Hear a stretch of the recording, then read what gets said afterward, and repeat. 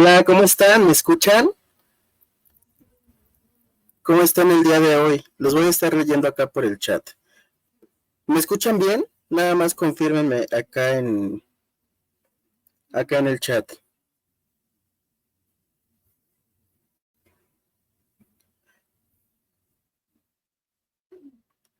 ¿Cómo están? Qué gusto estar por acá de nuevo otra vez con ustedes en la plataforma de Canon Creators. Increíble. Cuéntenme desde dónde nos saludan. Vamos a darle un par de minutos a las personas para que puedan conectarse y comenzamos con esta plática taller. También, algo súper importante. Recuerden que todas las preguntas que tengan pueden ir dejarlas acá en los comentarios y conforme vayamos avanzando en nuestra plática podemos ir resolviéndolas, vamos a ir trabajando puntos muy puntuales y lo más importante de todo, no hay ninguna duda que esté mal. Absolutamente cualquier cosa que ustedes quieran preguntar, háganlo con toda la confianza del mundo. Vamos a trabajar desde lo más básico, desde las bases de cómo armar un estudio fotográfico hasta cuestiones a lo mejor ya un poquito más avanzadas que poco a poco vamos a ir resolviendo juntos, ¿no? Entonces voy a ir leyendo por acá sus comentarios en lo que iniciamos para darle tiempo a las personas de que se vayan conectando. Perfecto, saludos desde México, desde Colombia.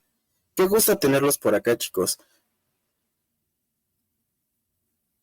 De Colombia, de Ecuador, Costa Rica, Honduras, Perú, desde Oaxaca, México, Guatemala, desde Lima, Perú.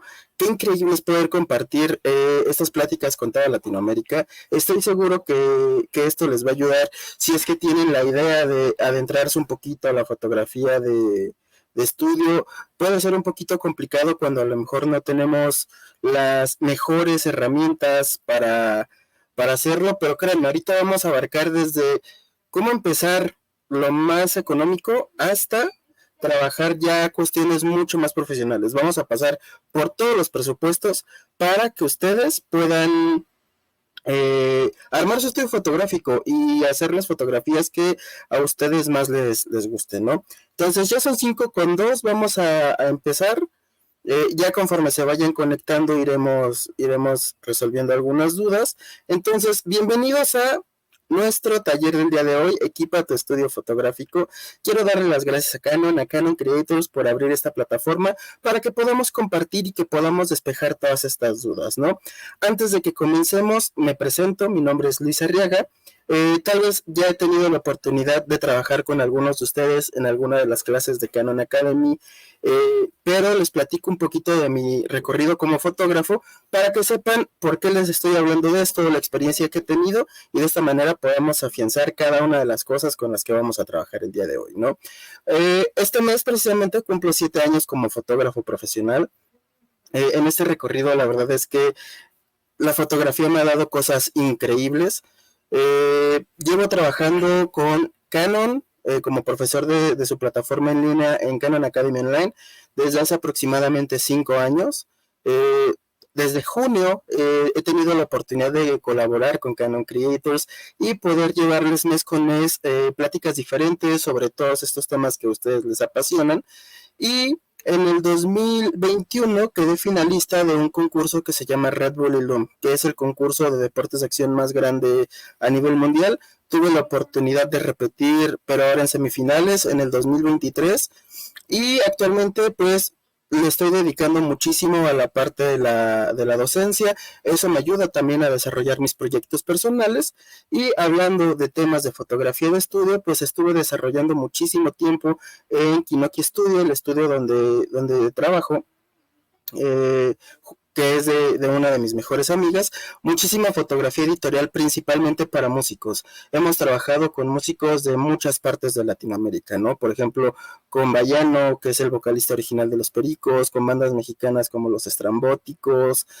También he desarrollado mucha parte de fotografía de concierto que ya les iré contando más adelante, pero es probable que tengamos por ahí también una plática en los meses posteriores sobre fotografía de concierto para que si les interesa puedan ir visitando un poquito esta parte, ¿no?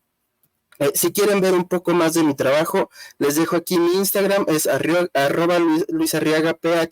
Ahí pueden ver todo el trabajo que he recorrido, el tipo de fotografía que hago, y cualquier duda en las historias que van a encontrar ahí, van a poder ver un sticker de preguntas. Ahí cualquier cosa que ustedes quieran es bien recibida. Comentarios, sugerencias sobre nuestros futuros talleres, inquietudes particulares que tengan, absolutamente todo es bien recibido. Entonces, comencemos con el estudio fotográfico. Vamos a empezar de menos a más. Primeramente, ¿qué es el estudio fotográfico? Nosotros como fotógrafos sabemos que la fotografía la podemos desarrollar prácticamente en cualquier lugar que nosotros queramos. Pero ¿qué ocurre cuando nosotros estamos trabajando en condiciones de luz natural?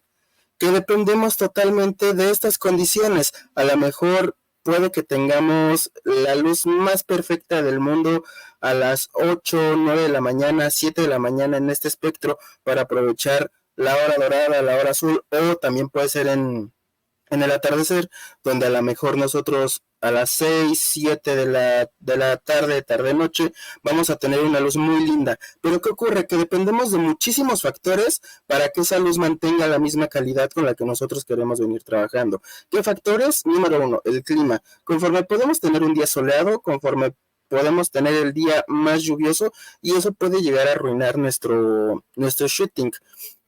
Número 2, las locaciones tienden a ser muy cambiantes si trabajamos principalmente en el tema de calle. ¿Por qué? Porque nunca sabemos qué va a ocurrir, y el estudio fotográfico nos ayuda a minimizar todo esto. El estudio fotográfico está diseñado para que nosotros tengamos el 100% del control de cada una de las variables con las que vamos a trabajar, desde la iluminación, los elementos que vamos a tener ahí. Entonces, de esta manera necesitamos construir un estudio que se adapte perfectamente a las necesidades que tenemos como fotógrafos. Es a partir de esto que vamos a ir viendo diferentes aspectos que van a hacer que nosotros podamos tener el estudio fotográfico mejor adaptado a lo que nosotros necesitamos. Esto es muy importante porque no hay una regla general que nos diga como de, es que este estudio es mejor que el otro, porque a lo mejor ciertos elementos que tiene un estudio fotográfico mucho más caro, por ejemplo, puede que a nosotros en ese punto no nos sea funcional. Entonces, vamos a ir resolviendo poco a poco qué elementos son los que van a conformar un estudio fotográfico, y a partir de qué es que lo vamos a poder desarrollar, a partir de 3 variables principales y 2 que vamos a ver ahorita, ¿no? Número 1, ¿qué tipo de fotografía voy a hacer? No es lo mismo montar un estudio fotográfico para trabajar fotografía de retrato, por ejemplo, para trabajar fotografía de producto, para trabajar fotografía editorial. ¿Por qué? Porque cada tipo de fotografía lleva requerimientos diferentes. Entonces, a partir de esos requerimientos es que nosotros vamos a poder seleccionar de mucha mejor manera cada uno de los elementos con los que vamos a trabajar directamente en la parte del estudio. Número 2, el espacio. El espacio es fundamental. ¿Por qué? Porque no sabemos si vamos a tener disponible una gran cantidad de espacio, si vamos a trabajar en espacios reducidos, y es a partir de aquí que cada uno de los elementos que vamos a desarrollar en nuestro estudio fotográfico tiene que estar acorde al espacio que tengamos disponible. Porque imaginen que tenemos el mejor equipo de iluminación, pero este equipo de iluminación nos abarca 10 metros cuadrados y el estudio a lo mejor es de 15 o inclusive es de menos de esos 10 metros cuadrados. Entonces ya nos vamos a meter en un problema porque no va a ser cómodo para ningún tipo de fotografía y nos vamos a limitar bastante, y al mismo tiempo no vamos a poder desarrollar de la mejor manera cada uno de los diferentes géneros fotográficos que a lo mejor nosotros estemos interesados en desarrollar en nuestro estudio, ¿no? Y tercer punto súper importante para poder tener un estudio fotográfico adaptado a nuestras medidas es el presupuesto.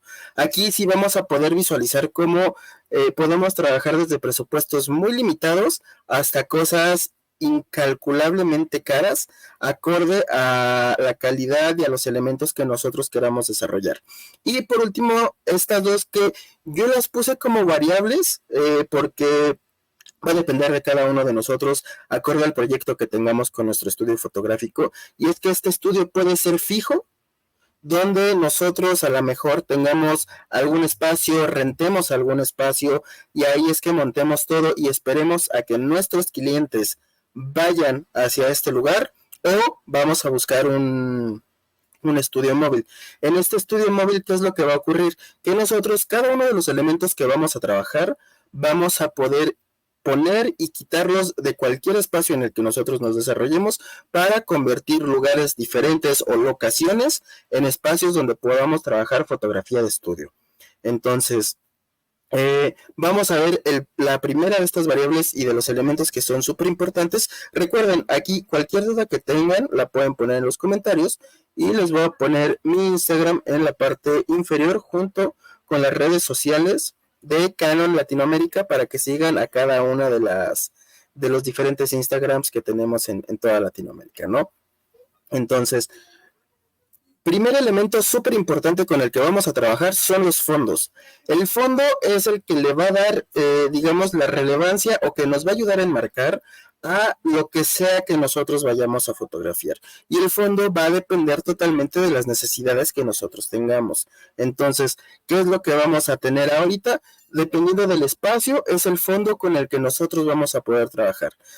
Número 1, vamos a trabajar la opción más cara, pero también la que más estabilidad nos puede ofrecer, y son los cicloramas fijos. ¿Qué es un ciclorama? Un ciclorama es este fondo en el que nosotros vamos a eliminar totalmente la curvatura que puede generarnos esta línea de horizonte. ¿Y esto a qué nos va a ayudar? A que en espacios probablemente más pequeños podamos trabajar con una mayor proporción en cuanto a la imagen, porque al no tener una referencia de dónde inicia y dónde termina la línea de horizonte, nosotros vamos a poder meter a grupos más grandes de personas o vamos a disponer de un espacio también mucho más grande que nos va a ayudar a nuestros proyectos fotográficos. El ciclorama fijo yo únicamente lo recomiendo si tenemos la posibilidad de tener un espacio fijo en el cual vamos a trabajar. ¿Por qué? Porque para tener un ciclorama fijo es súper importante que nosotros definamos, número 1, de qué tamaño va a ser, número 2,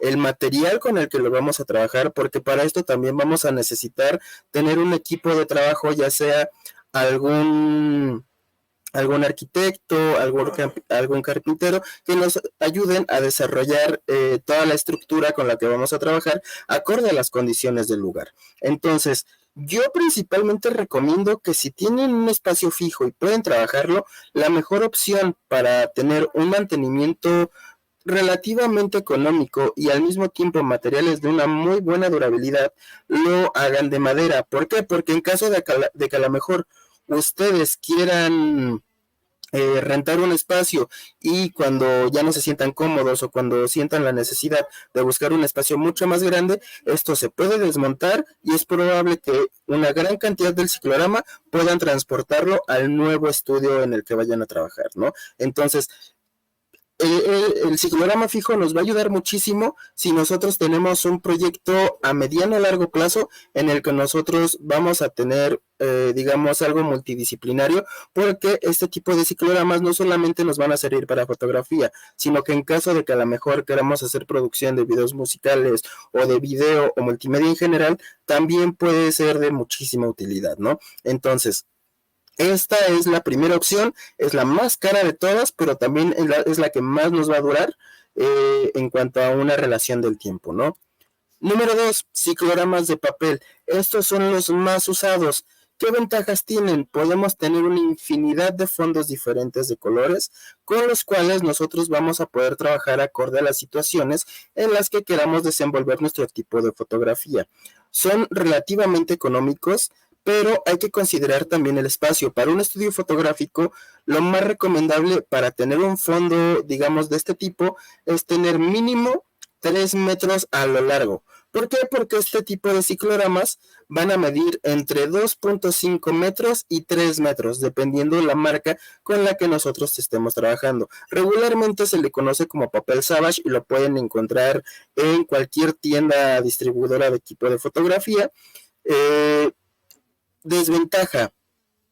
no van a durar tanto, y más si tenemos una serie de sesiones continuas o trabajamos mucho en el estudio. ¿Por qué? Porque recordemos que esto es papel, entonces si no lo cuidamos de la mejor manera posible, puede llegar a arrugarse, de repente se va a ensuciar, eso es innegable. Entonces hay que ver si nos es conveniente trabajar con este tipo de fondos. El ciclorama de papel también tiene la ventaja de que nosotros podamos, en caso de que se arrugue o de que se llegue a maltratar, podemos recortar la parte que ya no sea funcional y seguir extendiéndolo. El largo de este tipo de cicloramas es de aproximadamente 11 metros. Entonces, si sabemos distribuirlo, podemos darle un tiempo de vida útil bastante interesante, pero les digo, todo esto va a depender totalmente de el ritmo de trabajo que tengamos con el estudio, y del color también, porque muchas veces hay colores que tienden a ensuciarse mucho más fácil. ¿Cómo podemos evitar ensuciar esto? Ya lo veremos un poquito más adelante, pero muchos fotógrafos, principalmente que se dedican a fotografía infantil, por ejemplo, que tienen sesiones de Smash Cake, ponen algo llamado una lámina de PET. Es una lámina súper delgada de un plástico que se pone encima del ciclorama y que nos va a ayudar a proteger para que a lo mejor no se ensucie o que a lo mejor pueda tener un poquito más de vida útil, ¿no? Entonces, podemos ir trabajando diferentes tipos de fondos, pero el ciclorama de papel, además de que tiene una característica bien importante, y es que el reflejo de luz va a ser muy poquito, entonces no vamos a tener problemas en que a lo mejor nos dé un rebote inesperado y manche un poquito la fotografía con la que estamos trabajando, ¿no? Preguntan por acá, ¿de qué tamaño se recomienda el espacio fotográfico? De manera mínima, si queremos trabajar con este tipo de cicloramas, que al menos tengamos unos 4 metros, puede ser de 5 por 5, pero mínimo tener unos 4 metros para tener un margen de operación, porque recordemos que hacia lo ancho, estos cicloramas miden 2.7 metros a 3, dependiendo de la marca, pero también hay que sumarle en dónde van a ir montados. Entonces eso también va a agregar un espacio y puede que abarquemos en su totalidad la pared con la que vamos a trabajar, pero hay que considerar en dónde se van a montar, ¿no? Entonces, vamos a ver el siguiente. Vamos a tener también fondos de tela. Los fondos de tela también son súper prácticos, son muy económicos a la hora de comprarlos, los podemos encontrar de diferentes materiales, pero yo recomiendo principalmente algodón. Si podemos encontrar algo de algodón, vamos a tener una tela pesada que nos va a ayudar a tener un buen control en cuanto a que no se filtre la luz a la parte posterior y podamos mantener el color uniforme. Entonces, ¿qué es lo que puede ayudar o cuál es la desventaja que puede tener esto? Que es muy difícil que podamos tener un fondo uniforme porque tienen una tendencia muy marcada a que se arruguen, a que se maleen de manera muy sencilla, entonces eso puede generarnos un problema. Otra desventaja que podemos encontrar acá es que, por ejemplo, el ciclorama fijo y el ciclorama de papel tienen esta curvatura gracias a las características de los materiales que nos van a permitir eliminar totalmente la línea de horizonte. El fondo de tela es muy complicado que podamos estirarla sin dañar o sin afectar cómo se va a ver el resultado final. Entonces es muy probable que si queremos hacer fotografías de cuerpo completo o a grupos muy grandes, sí va a limitarnos bastante más que los cicloramas de papel y los cicloramas fijos, ¿no?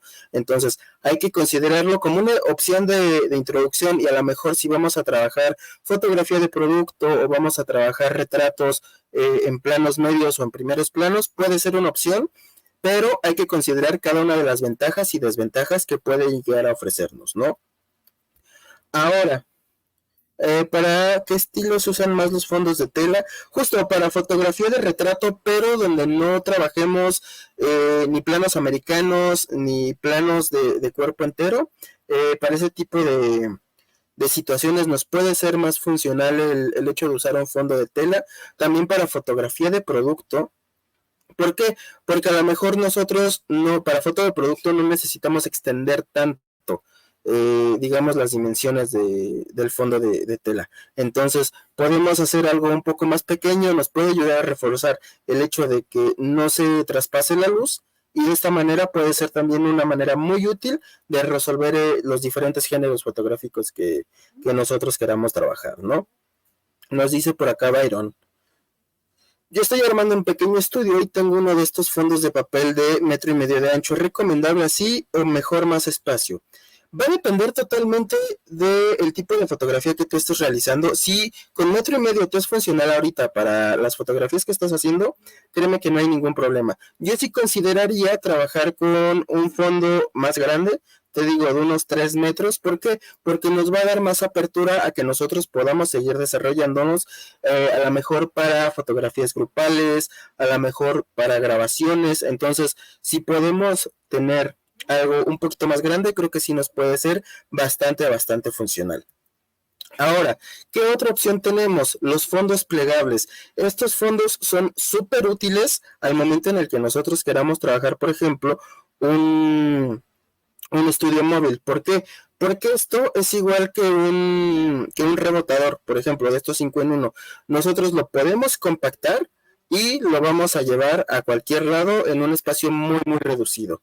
Además de que estos fondos podemos encontrar blanco, gris, negro y muchos son texturizados. Entonces, puede ser una muy buena opción, pero recordemos sus limitaciones, que también al ser muy pequeños no nos van a permitir trabajar de manera directa de cámara sobre a lo mejor retratos de cuerpo entero o para proyectos más grandes. Ya podemos hablar de temas de postproducción al momento de resolver, pero si queremos sacarlo directamente desde la toma, creo que no es la mejor opción. Para llevarla y a lo mejor trabajar en locación, creo que puede funcionarnos bastante, pero les digo, ya va a depender. Acá, para un estudio fijo, ¿cuáles son las mejores opciones? Cicloramas de papel, los cicloramas fijos. Todos estos los podemos trabajar sin ningún problema si tenemos un espacio fijo, pero si yo quiero tener un estudio móvil, yo recomendaría principalmente fondos de tela y fondos plegables. ¿Esto por qué? Porque transportar un ciclorama a través de cualquier ciudad, créanme que es un tema, porque no es tan fácil meter un rollo de 3 metros de largo en algún coche o en algún medio de transporte convencional, y pesan bastante aparte. Entonces, sí es importante que consideremos en qué circunstancias nos puede ayudar y en cuáles otras, pues a lo mejor podemos recurrir a los fondos de tela o a los fondos plegables, ¿no? ¿Qué colores de fondo? Ahorita lo vamos a resolver, dame un segundo. Ahora, ¿qué color elegir? Como pregunta por acá Kevin. Yo primordialmente les recomendaría que empezáramos con un fondo en gris 18. ¿Por qué? Porque estos fondos en gris 18, si nosotros tenemos la iluminación correcta, podemos enviarlos ya sea hacia blancos totales o hacia negros totales. Entonces, yo trabajaría directamente con un gris 18 justo por la versatilidad que me puede ofrecer, porque a lo mejor un fondo blanco, si yo quiero trabajar técnicas como la clave baja, por ejemplo, puede que me represente un problema al tener que alejar demasiado a mis modelos del fondo para generar unos contrastes bastante marcados. Si yo no dispongo de este espacio en mi estudio, puede ser un tema bastante complicado. Y caso contrario, si de repente yo quiero trabajar clave alta y uso únicamente un fondo negro, pues se me va a complicar bastante y voy a tener que trabajar con un fondo diferente, ¿no? Preguntan por acá, ¿fondos de PVC o fondos de vinil? La verdad es que son buenas opciones, pero su tiempo de vida va a depender mucho de cómo lo tratemos. ¿Por qué? Porque a partir del cuidado que nosotros le demos, puede que se mantenga en las mejores condiciones posibles o que empiece a deteriorarse de una manera muy rápida. Además de que el almacenamiento que necesita tener es muy cuidadoso, a comparación de lo mejor de un fondo de tela, ¿no? El ciclorama de papel regularmente viene en una caja a su medida, en el que nosotros, si lo desocupamos y no queremos tenerlo fijo, podemos guardarlo, y esto también ayuda a que cuidemos esto. Hay que controlar también el nivel de humedad, porque recordemos es papel, entonces ahí sí puede ser una ventaja para los fondos de vinil, pero digamos que estos de acá son los más convencionales y son con los que podemos trabajar, ¿no? Para sesiones de retrato minimalista, Sí, la verdad es que el minimalismo creo que se puede trabajar tanto con blanco y negro, entonces yo me iría directamente a trabajar con un fondo en gris 18, así se le conoce, porque si sabemos cómo iluminar en el estudio, este gris 18 lo podemos llevar tanto a negro como a blanco sin ningún problema y podemos matar tres pájaros de un tiro, ¿no? Porque inclusive trabajar en fondo gris también es bastante neutro al momento de desarrollar, por ejemplo, eh, fotografía de books, podemos tener ahí una gama diferente. Ya vamos a ver también cómo a través de estos fondos blancos podemos llevar hacia otras direcciones con ciertos accesorios en el tema de iluminación. Ahora, última pregunta por acá de este tema. Yo compré 3 de tela muselina y se convirtió en una locura porque se pegan los pelos. Exactamente. Es un tema también a considerar con los fondos de tela porque al ser un material poroso tienden a retener este tipo de situaciones. Entonces, eh, para trabajar con mascotas es complicado. De hecho, ahí sí yo recomendaría trabajar o en un ciclorama fijo o en un ciclorama de papel. ¿Por qué? Porque no va a quedarse el fondo y en caso de que la mascota llegue a ensuciar alguna parte, pues es más fácil, por ejemplo, lavar el ciclorama o de plano cortar esa parte que en teoría ya vendría incluido en la cotización que nosotros hicimos al momento de realizar la sesión, ¿no? Eh, veamos. ¿Dónde se puede conseguir el fondo gris 18? Lo pueden conseguir en diferentes casas de fotografía. La verdad es que es uno de los fondos más comunes. Aquí en México hay varias opciones. Tenemos, por ejemplo, Biorsa, tenemos, por ejemplo, Fotomecánica, Tecnoplanet. Entonces, ya va a depender mucho de cuál esté más cerca, porque les digo, el tema del transporte también puede ser un poquito complejo. Entonces, hay que ver a lo mejor qué tienda está más cerca, si tienen envío a domicilio, y a partir de ahí, pues ya lo podemos ir trabajando. Para el tema de otros países de Latinoamérica, pues hay que checar con nuestras tiendas distribuidoras de equipo fotográfico y estoy seguro que ahí van a tener el gris 18%, ¿no? Dice por acá Karen, he visto que le ponen algo en el suelo sobre el telón, justo es lo que les platicaba hace unos minutos. Son hojas de PET o también podría ser acrílico, pero es mucho más caro. Justo para proteger la parte de la tela y que dure un poquito más, y no solamente para la tela, también lo podemos trabajar con los cicloramas fijos y con los de papel. ¿Por qué? Porque inclusive nos pueden ayudar a tener una reflexión en la parte de abajo, que se ve bastante linda si sabemos cómo enmascarar la línea de horizonte, como lo hacen muchos fotógrafos de sesiones de Smash Cake, por ejemplo, ¿no? Entonces, por ahí podemos ir trabajando esto. Ahora, hablando de accesorios que nos van a funcionar, número uno, los portafondos. Acá el portafondos es justo lo que les platicaba. Necesitamos considerarlo porque es parte vital del trabajo con nuestros fondos, principalmente con los cicloramas de papel y con los fondos de tela. ¿Esto por qué? Porque son los encargados de soportar el peso de cada uno de los cicloramas. Por ejemplo, con los cicloramas de tela no vamos a tener, o con los fondos de tela, no vamos a tener ningún tipo de inconveniente. ¿Por qué? Porque son ligeros, pero si ya empezamos a trabajar con cicloramas de papel, por ejemplo, sí necesitamos algo que sea muy, muy resistente. Yo en lo personal les recomiendo el portafondos de Manfrotto. Porque Manfrotto de por sí, en todo el tema de soportes, es una marca de la mejor calidad posible y que tiene respaldo en muchos países de Latinoamérica, incluido México.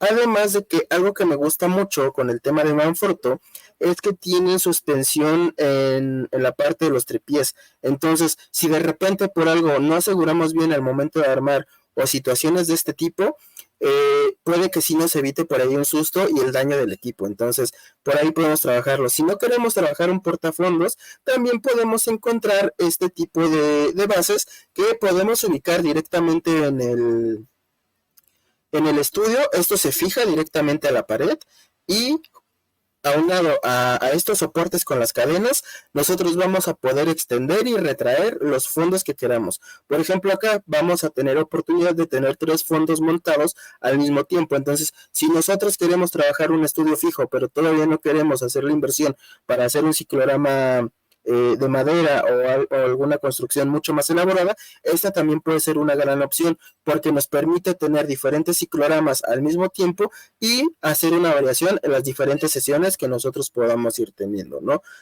Acá lo que les decía, la hoja de PET también nos va a ayudar a preservar de una mejor manera el fondo con el que estemos trabajando, ya sea fondo de papel, ya sea fondo de tela, e inclusive en cicloramas fijos, ¿no?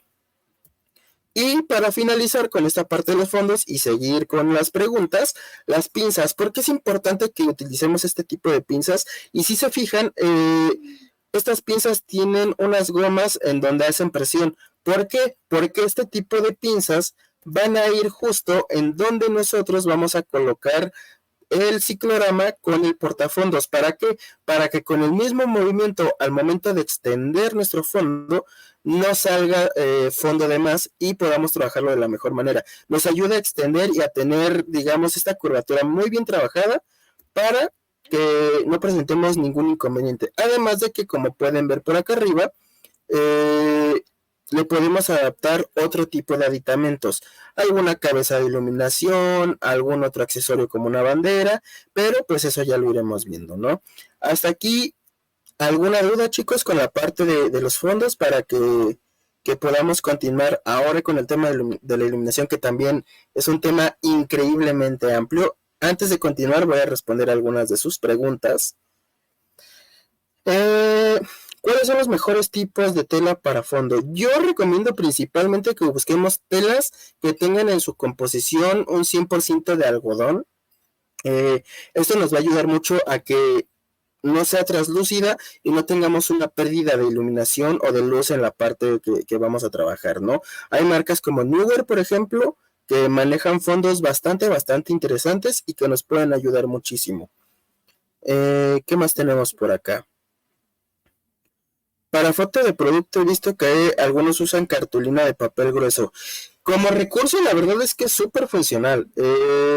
No sé en otros países cómo se conozca, pero acá en México la pueden conseguir como cartulina iris para salir del paso y resolver a lo mejor algún proyecto con elementos de un tamaño no tan grande. Puede funcionar. Yo lo he trabajado y la verdad es que a veces sí me ha sacado de apuros, ¿no? Para trabajo con fotografía de mascotas, yo recomiendo o un estudio fijo, donde ya tengamos el ciclorama montado, o trabajar directamente con cicloramas de papel o los de vinil. ¿Por qué? Porque van a evitar que, como comentaron antes, los pelos de la mascota pueden llegar a quedarse y estar lavando entre sesión y sesión puede desgastar también nuestro fondo, ¿no? Veamos por acá. ¿Qué opinas de sets de estudios que venden en Mercado Libre? Como tal, Softbox no es una marca, ya veremos ahorita qué es un Softbox, pero yo en lo personal no lo recomiendo. De hecho, aquí creo que es un punto importante. ¿Por qué? Porque trabajamos directamente con luz continua.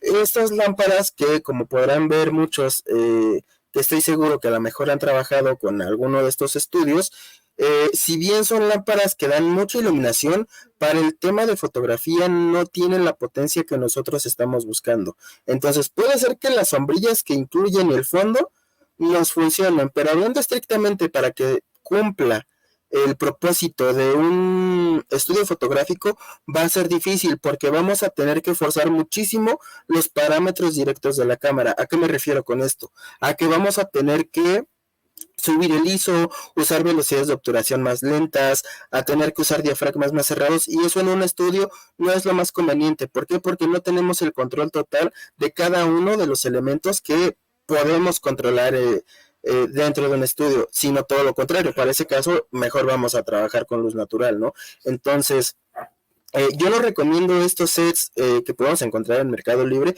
porque más allá de beneficiarnos, puede que nos limite bastante a la hora de trabajar en estudio, ¿no? Pregunta César, ¿esta sesión se grabará? Sí, esta sesión se va a grabar, la vamos a tener disponible en un par de días después. ¿Cuántas pinzas es recomendable comprar? Yo aquí sí recomiendo que tengamos unas 4 o 5 porque son todo uso, o sea, así como las podemos usar a lo mejor para sostener directamente el ciclorama, nos puede ayudar para sostener algún prop, algún elemento extra que queramos poner. Entonces son de estos elementos que nos funcionan para muchas cosas. Entonces si tenemos entre 5 y 10, creo que es funcional. Dice Kevin, el algodón se arruga mucho, justo, pero nos da el índice de menor reflexión. Es una de las desventajas que vamos a encontrar con los fondos de tela. Es muy complicado el hecho de que tengamos un fondo totalmente liso. Entonces, desde una perspectiva personal, yo prefiero trabajar directamente una iluminación que a lo mejor no me marque tanto el tema de las arrugas, a tener un fondo que se coma toda la luz del estudio. Eso es un poco más complicado y creo que nos puede limitar un poquito más, ¿no? Entonces, pues por acá ya terminamos en esta parte. Ahora nos vamos a entrar directamente a la parte de la iluminación. Esto es todo un tema y hay muchísimas herramientas que nosotros vamos a poder trabajar. Marca de pinzas, antes de que continuemos. Yo recomiendo que trabajemos con Manfrotto. Manfrotto, les digo, tiene pinzas exclusivamente diseñadas. Podemos encontrar también de marcas como Godox, como Newer, por ejemplo, que también van a tener muy buenas características. Ya va a depender del presupuesto que tengamos disponible para que nosotros podamos elegir cuál se adapta mejor a nuestras opciones, ¿no? ¿Cómo se usa la iluminación para que no se noten las arrugas del fondo? Si queremos trabajar fondos uniformes, hay dos caminos muy sencillos. Número uno, si queremos tener un fondo negro uniforme, vamos a alejar a nuestro sujeto del fondo y evitar que la luz llegue hacia el fondo. Simplemente va a ser un complemento para la narrativa con el low-key que estamos trabajando. Y caso contrario, si queremos un fondo totalmente blanco donde no se vean las arrugas, podemos mandar directamente una fuente de iluminación al fondo para que le ilumine, y a través de la sobreexposición podemos tener también un fondo en el que no vayamos a tener arrugas si queremos trabajar directamente con tela. Veamos, ¿algún link para ver las sesiones? Sí, aquí en Canon Creators se van a la parte de eventos, y en eventos ahí hay un panel donde dice próximas sesiones y sesiones anteriores. Le ponen en sesiones anteriores y en ese apartado ustedes van a poder encontrar sin ningún problema todas las sesiones que hemos venido trabajando. En mi caso personal, esta es la tercera sesión que tengo para la plataforma. Ya pueden encontrar arriba la sesión de fotografía de deportes de acción, que fue la primera que tuve. Pueden encontrar también, me parece que en estos días se sube, la de cómo aprovechar al máximo tu equipo fotográfico, y posteriormente van a poder encontrar esta. Y todas las pláticas de mis demás compañeros inspiradores también pueden encontrarlas en este apartado de sesiones anteriores. Dice Jeff, mi estudio está pintado todas las paredes de blanco, ¿me recomiendas trabajar así? Es una manera funcional, Jeff, pero si quieres trabajar con un grupo de personas mucho más grande, si no tenemos esta línea que nos ofrece el ciclorama, puede que se te complique un poco y tengas que meterte a temas de postproducción. Pero de que es funcional, es funcional. Aquí recordemos que lo importante es que tengamos las herramientas disponibles para hacer fotografías. Es mejor hacer una fotografía, es mejor la fotografía que sí se hizo a la fotografía que se quedó en nuestra imaginación, ¿no? Entonces, con los elementos que tengamos en el momento, hay que ir resolviendo, y les digo, todo esto es mera referencia para que nosotros vayamos viendo cómo podemos resolver cada uno de los posibles escenarios a los que nos podemos ir enfrentando, ¿no? Ahora, hablemos de temas de iluminación. Acá hay un mundo de posibilidades, principalmente dictadas por el tema del presupuesto. Primera opción que vamos a tener son los flashes Speedlight. Estos flashes Speedlight son estos flashes de zapata caliente que podemos encontrar en la parte, que podemos encontrar en cualquier marca. Canon, por acá tenemos el modelo 430 XRT, el 600 XRT, pero a este tipo de técnica para trabajo en estudio se le conoce como técnica Strobist. Entonces, el Strobist vamos a poder trabajar, pero a lo mejor no con la potencia que a nosotros nos gustaría, a comparación de una iluminación de estudio que ya vamos a ver un poquito más adelante. Pero tiene todas las características para que nosotros podamos empezar a desarrollar fotografía de estudio con este tipo de iluminación. Acá, ¿de qué va a depender el precio? Principalmente de la potencia con la que lo podamos encontrar. ¿Cómo podemos identificar la potencia de este tipo de flashes? A partir del número guía. Si se fijan o si han tenido algún flash o han visto algún flash, la mayoría de los modelos empiezan siempre por un número. Puede ser un 600, un 560, un 430. Entonces, de esta manera vamos a identificar el número guía. Entre más grande sea el número, mayor potencia va a tener. Pero ojo, para el número guía únicamente funcionan los primeros 2 dígitos de este número. Porque, por ejemplo, si tenemos un flash con número de guía 600 o que es un 600 XRT como los de Canon, el número guía es de 60. Si tenemos un 430, el número guía es 43. Y así, dependiendo de cada modelo. Ojo con los fabricantes chinos, por ejemplo. ¿Por qué? Porque muchos flashes de la gama económica lo que hacen es poner un número de guía, pero al momento en el que tú revisas tu manual de usuario, te dicen como, ok, sí, mira, tú vas a tener un número de guía 56, por ejemplo, si tenemos un 560, pero si lo trabajas en ISO 400. Entonces ahí ya es un tema de que te están diciendo, sí vas a llegar a ese número, pero forzando el ISO de tu cámara, ¿no? Entonces, lo primordial es que esto lo trabajemos directamente desde la parte nativa del disparo. Vamos a poder generar muchísimas técnicas también diferentes a partir de los flashes Speedlight. ¿Por qué? Porque este tipo de flashes, dependiendo del costo también, van a presentar características como puede ser a lo mejor la sincronización en alta velocidad para que nosotros podamos disparar en velocidades más allá de 1/200 o 250. Vamos a presentar disparos sobre segunda cortinilla y también vamos a presentar algo que es el TTL, que digamos que es el modo automático de los flashes. Las siglas de TTL significan Through the Lens, que es a través del lente, y basado en los parámetros que nosotros estemos usando, es que vamos a poder, o que el flash va a ajustar los valores de potencia y de zoom con el que va a trabajar. Entonces, si quieren, más adelante nosotros podemos tener algún evento en el que hablemos únicamente de temas de iluminación para que sepan cómo trabajar un flash, cómo trabajar con luz continua, cómo trabajar con luz de estudio, pero el flash Speedlight es una gran opción con la que nosotros podemos empezar a introducirnos. Comenta por acá Byron, perdón, dice, yo tengo un B1 con una adaptadora Bowens y un Octa. Exacto. Acá, ahorita vamos a platicar de los modificadores, pero ¿qué pasa, por ejemplo, si tenemos un Octa demasiado grande? Puede que más allá de ayudarnos, limite la potencia del flash, porque el flash no es tan potente, a lo mejor, como para sacarle el máximo provecho a un Octavox. Ya vamos a ver qué es un Octavox y por qué es importante. Nos pregunta por acá Carla, ¿qué tipo de flash me recomiendas para una Rebel SL3? La verdad es que cualquier flash que puedas encontrar en el mercado te va a funcionar, pero ojo, hay que ver que este flash sea compatible con Canon en caso de la SL3. ¿Por qué? Porque las marcas fuera de los mismos fabricantes, como Canon, por ejemplo, van a tener diferentes tipos de zapatas. Por ejemplo, ¿qué pasa? Yo he visto casos de gente que usa flashes Nikon en cámaras Canon, pero ¿qué ocurre con esto? Que la compatibilidad no va a ser la mejor y vamos a perder características.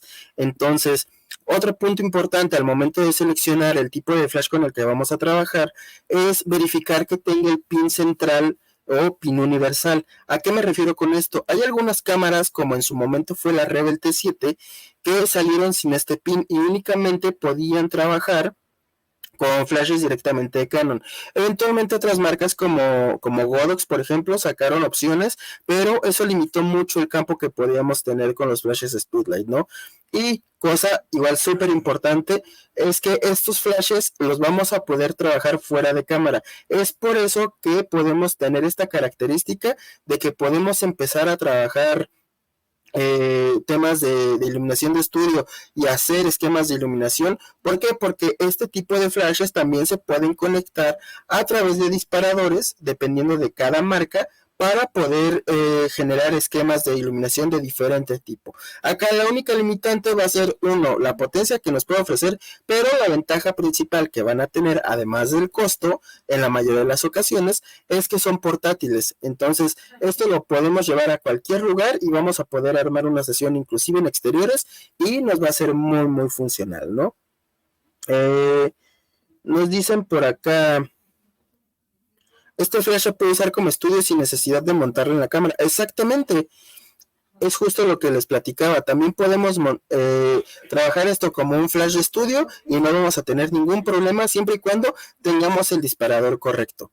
Porque también, dependiendo de las características que queramos hacer, hay ciertos disparadores que van a ser más baratos o más caros para poder tener de manera inalámbrica cada una de las características que ofrecen estos flashes, ¿no?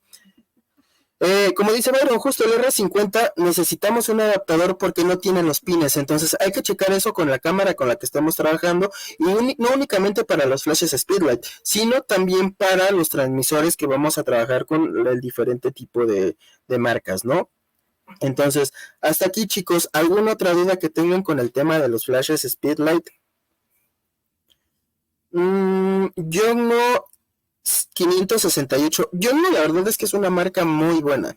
Si bien tal vez los materiales no son de la mejor calidad posible, creo que sí ofrecen resultados muy muy buenos y la interfaz también es muy agradable de trabajar cuando estamos empezando a familiarizarnos con el tema de los flashes. Entonces, por la relación calidad-precio, creo que es una muy buena opción y con los transmisores adecuados, creo que nos pueden ofrecer digamos, opciones muy, muy interesantes, ¿no?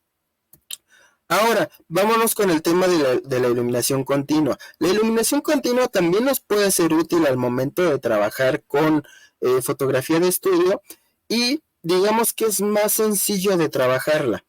¿Por qué? Ahorita resolvemos esta pregunta que nos pone Noelia por acá, pero por ejemplo, iluminación continua, como ya les he dicho, la mayoría de la iluminación continua no va a tener la potencia necesaria para compararse con algún disparo de flash, por ejemplo, ¿no? Entonces, hay que ver acá el tema, por ejemplo, acá el Flash Speedlight podemos ver la potencia principalmente en el número guía. Acá vamos a trabajarlo directamente en lumens. Entre más lumens tenga la fuente de iluminación con la que vamos a trabajar, va a ser muchísimo mejor, ¿no? ¿Qué opciones vamos a tener? Ahorita en el mercado principalmente ya todo se maneja a través de la luz LED. ¿Qué desventaja puede que tengamos? Si nosotros no tenemos una fuente de iluminación con la potencia suficiente, es probable que, como les comentaba con el estudio que venden en Mercado Libre, necesitemos forzar un poquito la parte del ISO, por ejemplo, o del triángulo de obturación. Ya va a depender mucho de qué queramos trabajar, pero qué ventajas tiene la iluminación continua, que así como salen, nos va a dar el resultado de la imagen. Entonces no vamos a tener que estar, digamos, si no tenemos tanta experiencia, adivinando de cómo se va a comportar la luz, hacia dónde se va a dirigir. Entonces, a lo mejor para introducirnos puede ser interesante y para algunos efectos prácticos podemos combinar la luz de destello junto con la iluminación continua. Actualmente hay muchas opciones en el mercado. Un segundo, nos pregunta Alfredo por acá. Más adelante veremos soporte y modificadores. Exactamente, vamos a trabajar también el tema de los modificadores. Vamos a explicar qué es y las diferencias que tenemos en cada uno de estos, ¿no? Por acá nos dice Ángela, un Speedlight con número guía 60 tiene suficiente potencia para trabajar fotografía gastronómica y de producto sin ningún problema. Por ejemplo, yo he llegado a trabajar inclusive con el Yongnuo 600X, me parece que es el modelo 3 y tiene un número de guía 60. La verdad es que el número de guía 60 es de lo más potente que vamos a encontrar hablando de flashes Speedlight. Entonces, si esto lo complementamos con soportes fuera de cámara y además algún buen modificador de luz, creo que vamos a tener resultados muy, muy interesantes. Entonces, les decía, podemos combinar tanto la iluminación continua junto con la iluminación de destello para generar cosas ahí bastante interesantes, pero pues esos ya son temas más adelante, ¿no? Veamos, ¿qué tenemos por acá? Nos pregunta Esteban, ¿qué tono de luz conviene para una iluminación continua basado en que la lámpara LED es de 9000 lumens? Aquí vamos a meternos directamente al tema de la temperatura de color. Siempre vamos a buscar tener una temperatura similar a los 5300 grados Kelvin. Si trabajamos a partir de preset, vamos a trabajar con 5500 grados Kelvin, que es el estimado de la temperatura de color que nos ofrece la luz del sol, que es nuestra fuente de referencia primordial. Entonces hay que buscar una iluminación que sea parecida. Podemos trabajar otro tipo de iluminación o de temperatura de color dependiendo de las necesidades de los proyectos, pero con que nosotros nos enfoquemos en trabajar en 5500 grados Kelvin, creo que puede ser una muy buena opción. Veamos, por acá tenemos un poquito más de preguntas. ¿Qué luz continua recomiendas para empezar? Aquí sí ya va a depender mucho del presupuesto. Por ejemplo, aquí les pongo dos opciones.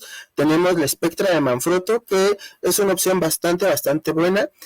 Y tenemos también estos nuevos modelos de Godox que tienen una potencia impresionante. Pero hay otras opciones que también pueden ser mucho más económicas, ¿no? Podemos encontrar fuentes de luz continua con Yongnuo, por ejemplo, que también tienen un precio mucho más accesible. Con Neewer, por ejemplo, que un set de luces continuas de muy buena potencia puede costar entre 5,000 y 6,000 pesos, que son más o menos como 250 dólares aproximadamente. Entonces ahí sí pues ya va a depender muchísimo del tipo de presupuesto que tengamos para que lo podamos adaptar de la mejor manera posible, ¿no? Tutorial para armar equipo. Es que aquí va a depender mucho porque el armado de diferentes elementos, ya lo vamos a ver ahorita con los modificadores, cambia de marca a marca. Entonces hay que ver en la página de las marcas, ahí te enseñan cómo armarlos, cómo es su estructura y el mejor uso de cada uno de estos. Ya les platicaré, por ejemplo, de Manfrotto, la mejor manera de armar un tripié, porque también hay algunos errores que cometemos cuando no sabemos al 100%, pero créanme, ahorita lo vamos a resolver. Nos pregunta Eduardo, buenas tardes, yo trabajo con fotografía dental, ¿qué me recomiendas para mantener el color original de los dientes? ¿Iluminación continua o algún tipo de flash? Aquí yo te recomiendo que por el área tan limitada con la que vas a trabajar, hay algo llamado ring flash. El ring flash se monta encima de la óptica y de esta manera ya no vas a tener interferencia a lo mejor al estar tan cerca. Entonces de esta manera vas a poder tener un destello de luz controlado y al mismo tiempo no vas a tener que batallar en estar moviendo luces o situaciones así. Entonces creo que para ti específicamente un ring flash puede ser la mejor opción y te va a ayudar muchísimo en esta parte de la fotografía dental. Acá nos dice, ¿qué crees que sea mejor comprar dos flashes, uno para estudio y otro para exterior, o uno que me dé ambos? Pues aquí ya va a depender mucho de tu presupuesto. Les digo, el tema de la iluminación sí va a depender mucho del presupuesto y lo vamos a ver ahorita con las luces de destello de strobo, que son las luces que usamos convencionalmente en el trabajo de un estudio fotográfico, porque conforme podemos tener lámparas de $1,000, por ejemplo, podemos encontrar lámparas de 5,000 y en los flashes pasa lo mismo. Entonces yo recomendaría que si puedes tener uno solo de mejor calidad, muchísimo mejor. ¿Cómo podemos identificar también la calidad de los temas de iluminación? A través de un concepto que se llama CRI o Color Rendering Index. ¿Qué es el Color Rendering Index? Es digamos, la capacidad que va a tener la lámpara con la que trabajemos para reproducir el color. Y esto se mide en un porcentaje. Entre más alto sea el CRI, vamos a tener una fuente de iluminación de mucha mejor calidad. ¿Qué es un CRI de buena calidad? Por ejemplo, me parece que las Godox, el AD600 Pro tiene un CRI del 96-97%, por ejemplo, ¿no? Entonces, va a depender mucho de todo esto para que nosotros podamos decidir, basados en el presupuesto y en el conocimiento que tengamos en ese momento, junto con las necesidades del estudio, pues la mejor lámpara posible, ¿no? Veamos, ¿qué otras preguntas tienen por acá? Perfecto, luz de modelado. Esa la vamos a ver ahorita con el siguiente tema. Yo acabo de comprar una luz continua Shiyun Molus de 60 y está muy bien. También son muy buenas opciones. La verdad es que Shiyun no tiene tanto tiempo que apareció en el mercado como las marcas que hemos ido trabajando, pero ha tenido muy buenos resultados. Entonces, en el tema del presupuesto, creo que se pueden adaptar bastante bien. ¿qué opinas del flash B860-3 de Godox? Es un muy buen flash, les digo. Aquí el mejor flash va a ser el que se adapte a las herramientas que tengamos de momento. Siempre vamos a poder, digamos, tener algún equipo de iluminación soñado, como puede ser a lo mejor algún Elinchrom, algún Manfrotto, algún Profoto. Pero, como les decía, o sea, es mejor trabajar con lo que tenemos al momento y ver de qué manera lo podemos ir resolviendo a tener que esperar, digamos, algún alguna inversión o que lleguen mágicamente los elementos para sacar los proyectos que nosotros tenemos, ¿no? Hay que ver qué opciones tenemos y cómo lo podemos ejecutar de la mejor manera posible, ¿no? Entonces, esto me lleva directamente ahora a la iluminación de destello. Esta iluminación también vamos a encontrar tanto opciones que van directamente a la corriente eléctrica, como opciones que podemos sacar directamente. Una de estas opciones es, por ejemplo, este modelo de Elinchrom que se llama Quadra. Como podrán observar, tenemos aquí una pequeña celda. ¿Y qué es esta celda? Es la batería que va a alimentar a los cabezales de iluminación. Entonces, esta es una muy buena opción. Me parece aquí también el precio se eleva de una manera exponencial muy, muy grande. Porque, por ejemplo, si aquí estamos hablando de que a lo mejor un flash Canon, que ya es caro, por ejemplo, nos puede costar aproximadamente $1,500, un set de iluminación como el Profoto, que podemos tener el Profoto B10, el B1X, el B1X Pro, pues ya son equipos de iluminación que te cuestan $5,000, ¿no? Que son cerca de 100,000 pesos mexicanos. Entonces, aquí ya va mucho en cuanto al presupuesto que tengamos disponible, porque la calidad es indudable, ¿no? Pero, por ejemplo, Godox tiene opciones como el AD600 que nos va a dar una potencia increíblemente buena, pero que al mismo tiempo es mucho más accesible que a lo mejor un Profoto B1X Pro, ¿no? Por ejemplo, o algunas lámparas de Elinchrom como las 1200. ¿Por qué? Porque entre más potencia tengan, también son más caras. Las cuadras, me parece que sí hay cuadras de 1200 watts. Pero les digo, aquí va a depender totalmente del tipo de flash bueno, más que nada el presupuesto con el que ustedes quieran trabajar, ¿no? Veamos por acá. Bajarle la potencia al flash o alejarlo del sujeto y acercar el LED. Me pasa con un RGB que tengo, por eso ayuda, aunque el flash siempre va a limitar mucho más a los LEDs justo. Es que aquí hay que entender algo, la luz de destello siempre se va a comer al LED. ¿Por qué? Porque es mucho menos potente. Si bien a lo mejor a lo que nosotros visualizamos no va a presentar tantos problemas, al momento de disparar, y más si son destellos potentes, y por potentes yo me refiero a una de 200 que te ofrece 200 watts de potencia, por ejemplo, o una Elinchrom 400 que te da 400, ya se lo va a comer. Entonces, sí, yo no recomiendo tanto que trabajemos, digamos, en conjunto, usando, por ejemplo, una luz continua como luz de recorte o algo similar, porque más allá de ayudarnos va a limitar mucho el esquema de iluminación con el que estemos trabajando. Entonces, yo recomiendo que si podemos trabajar directamente ambas con luz de destello va a ser lo mejor, ¿no? Y en cuanto a la potencia, recordemos que aquí nos vamos a poder dirigir en algo llamado la regla de los inversos cuadrados, donde dependiendo de la relación que tengamos en cuanto a la distancia y la potencia, es que nosotros a través de justo la distancia vamos a poder ir manipulando la potencia que va a tener nuestro equipo de iluminación en diferentes distancias, ya sea al doble de distancia, al triple, y así sucesivamente vamos a ir recorriendo también. Les digo, si quieren más adelante podemos tener algún taller enfocado específicamente en la iluminación para que resolvamos todos estos temas, porque sí son temas muy clavados en los que sí necesitamos un poquito más de tiempo, ¿no? Veamos. Estas luces son continuas y de flash. Algo así, digamos que estos equipos de iluminación de destello tienen algo llamado luz de modelado. La luz de modelado es una luz que se mantiene encendida, que justo nos va a dar una perspectiva de cómo se va a comportar la luz basada en la ubicación que nosotros le estamos dando. Entonces, a partir de esto, nosotros podemos decidir si de repente reubicamos la fuente, si ahí está bien, y ya con el disparo, pues vamos a ir viendo si es realmente lo que estamos buscando. Entonces, también esta luz de modelado, a pesar de no ser de una potencia tan grande, también puede considerarse como una fuente de luz continua que a lo mejor nos puede ayudar, ¿no? Nos preguntan por acá, si hay luces de fondo, ¿cómo hago cuando uso el flash para no perder los colores? Me ha pasado en eventos, regulando la potencia. Aquí sí vamos a tener que hacer uso del triángulo de obturación. Es necesario que subamos el ISO.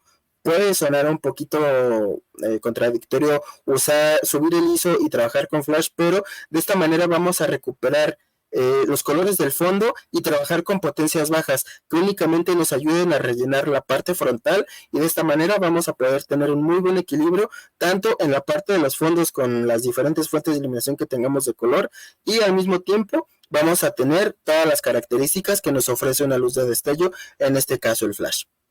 Entonces, les digo, aquí ya la iluminación va a depender muchísimo del presupuesto que tengamos, porque aquí, les digo, vamos a encontrar tanto opciones que pueden ser portátiles como opciones que vamos a trabajar directamente fijas en un estudio, ¿no? Si fuéramos a utilizar esta luz de modelado de los flashes, teniendo en cuenta que son más cálidas, ¿qué recomiendas? Pues es que depende, porque si me vas a trabajar directamente como una luz de complemento, a menos de que usemos una larga obturación, puede que por ahí nos afecte, pero al final es una luz de una potencia tan bajita comparada con el destello que se la va a terminar comiendo. Entonces, si quieres usar la fuente de luz de modelado como fuente de luz principal, pasa lo mismo que con las otras fuentes de luz continua. Vamos a tener que subir el ISO para poder, digamos, tener una buena fotografía. Y en el tema de la temperatura de color, pues ahí sí hay que ver qué tipo de temperatura tiene, porque cambia acorde a cada fabricante, y de esta manera configurarlo de la mejor manera posible, ¿no? Ahora, ¿qué accesorios nos van a ser útiles para trabajar tanto con el flash speedlight junto con la iluminación de destello? Disparadores. Los disparadores vamos a encontrar diferentes por cada marca, y tanto por cada marca de iluminación como por cada marca hablando en temas de fabricantes de cámara. ¿Por qué? Porque va a haber un disparador exclusivo para Canon, va a haber uno para Sony, va a haber uno para Nikon, ¿no? Entonces, hay que elegir correctamente para que nosotros podamos tener la mejor compatibilidad posible. De esta manera vamos a tener todas las características que ofrecen los flashes, como destello estroboscópico, como destello de altas velocidades, y hay que ver también que el disparador que estamos utilizando pueda desarrollar este tipo de funciones. ¿Por qué? Porque hay disparadores mucho más sencillos que al mismo tiempo son también más económicos, pero que no nos van a permitir acceder a todas las funciones, o al menos no directamente desde el panel de control del disparador, que en teoría sería lo mejor o lo más útil, sino que vamos a tener que configurar directamente en las lámparas, y a partir de esa configuración lo único que nos va a ayudar a hacer el disparador es a destellar la lámpara, ¿no? Pero en cambio, con este tipo de disparadores como el Skyport o como este Godox o el Profoto, sí vamos a poder manipular cada una de las características para tener el mejor desarrollo posible. Veamos, por acá tenemos algunas dudas.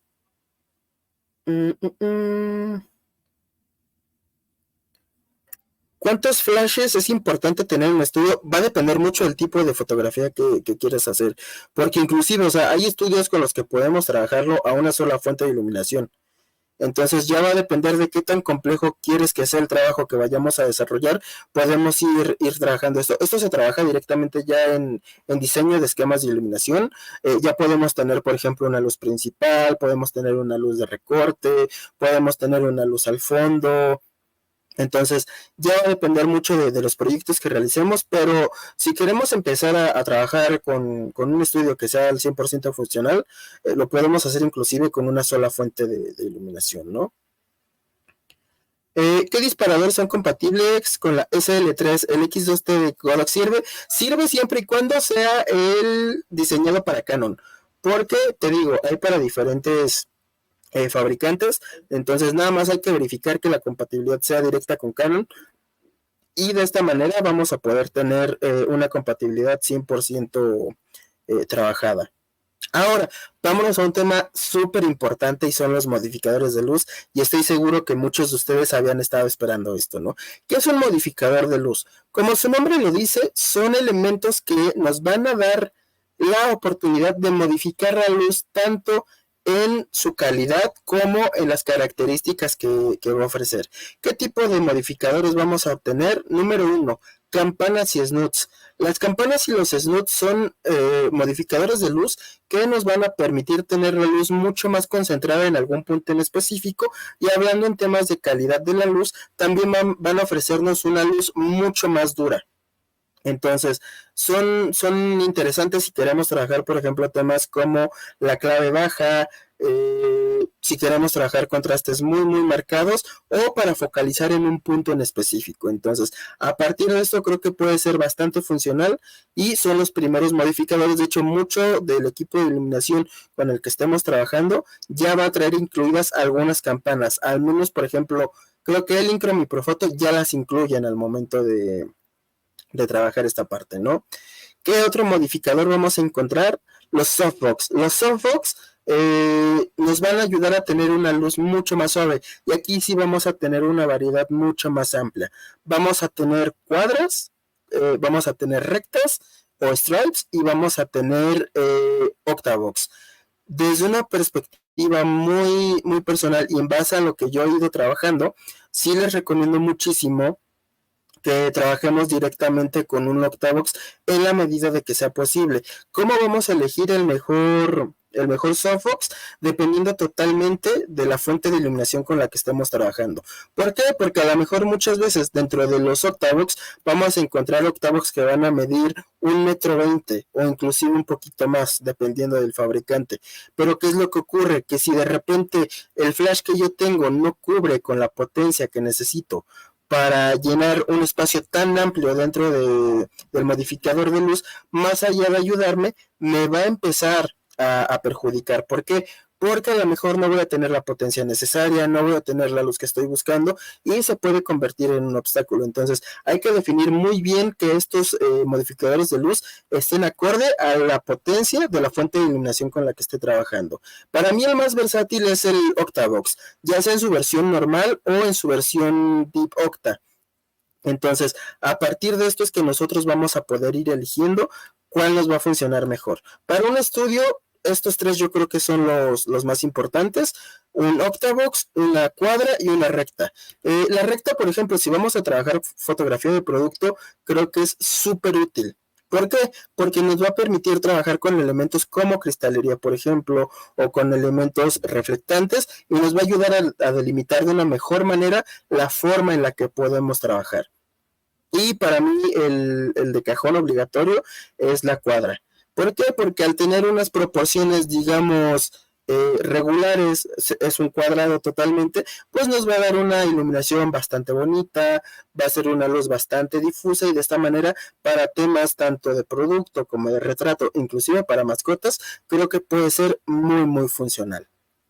¿Y qué otros modificadores vamos a tener por acá? Vamos a tener número uno el Beauty Dish, que podremos catalogarlo dentro de las campanas, pero el Beauty Dish nos va a dar una luz, si bien también muy concentrada, mucho más suave. ¿Por qué? Porque tiene un elemento interno que es el deflector, perdón. Este deflector de lo que se encarga es de recibir la luz directa aquí y distribuye toda la luz a través del Beauty Dish. Entonces, ¿eso qué hace? Que tengamos una luz mucho más suave, pero al mismo tiempo igual de concentrada. Y para finalizar, vamos a tener las sombrillas.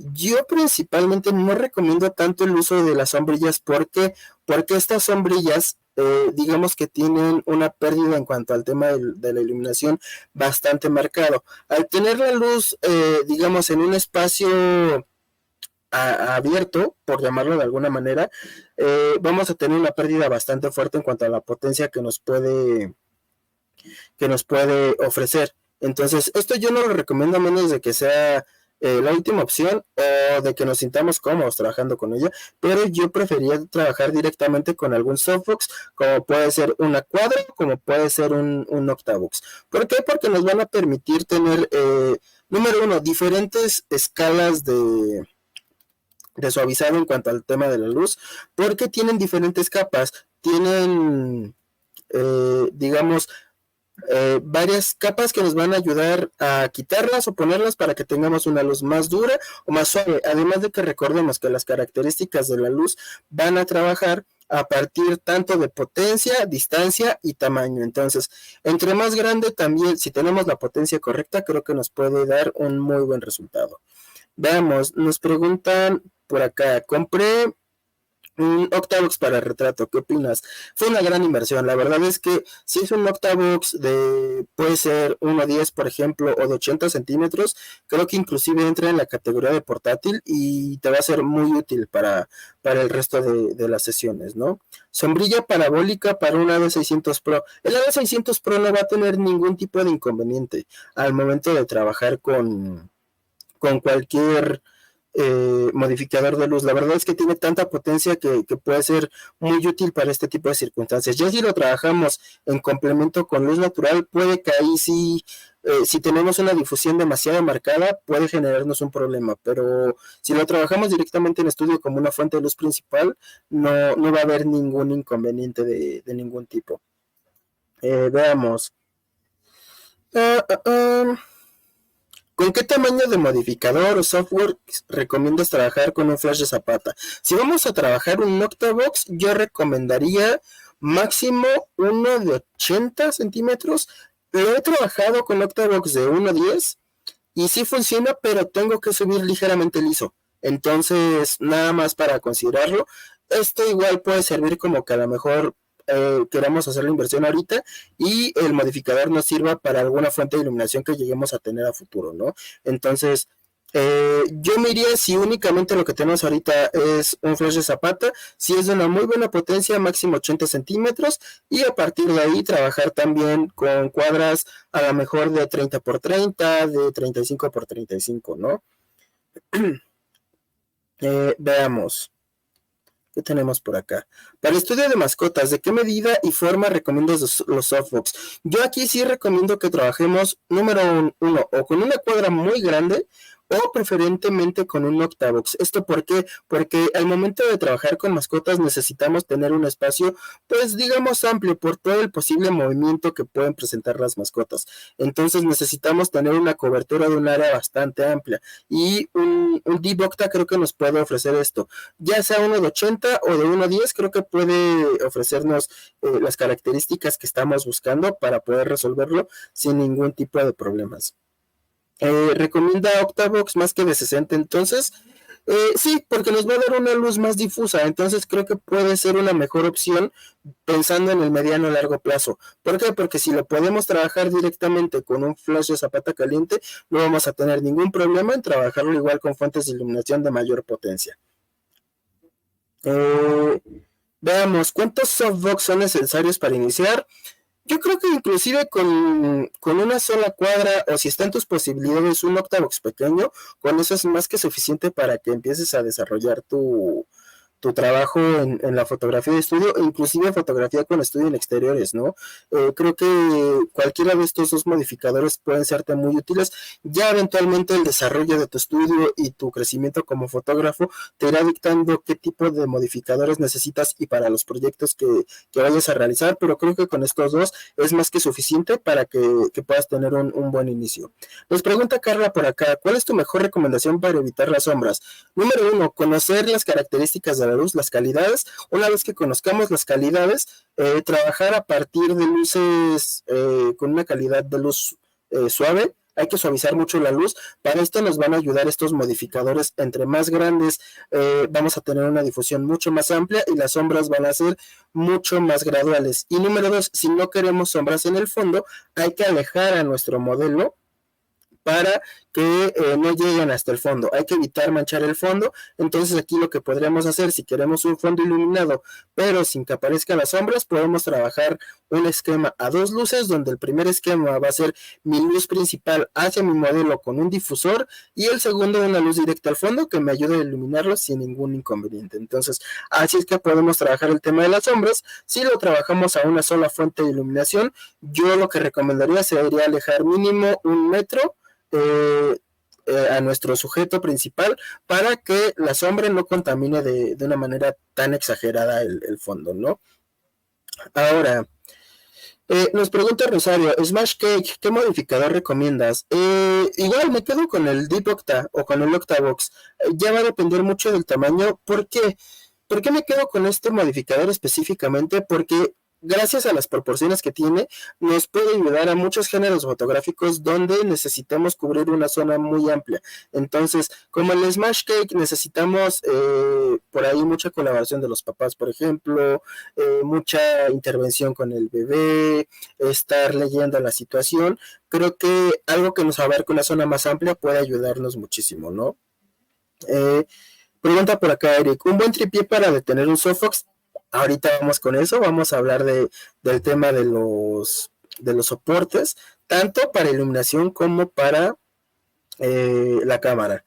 Para tomar fotografía en motocicletas es ideal varios softbox o con una suficiente. En esta parte en específico, podemos trabajar con una sola fuente de iluminación, pero más allá de ponerle un modificador, podemos ponerle un difusor de gran tamaño. De hecho, esto es lo que se usa para la fotografía automotriz, hablando en temas de estudio. Ya cuando salimos es diferente, pero sí se trabaja con un difusor mucho más grande. Ahorita te voy a enseñar un ejemplo de este tipo.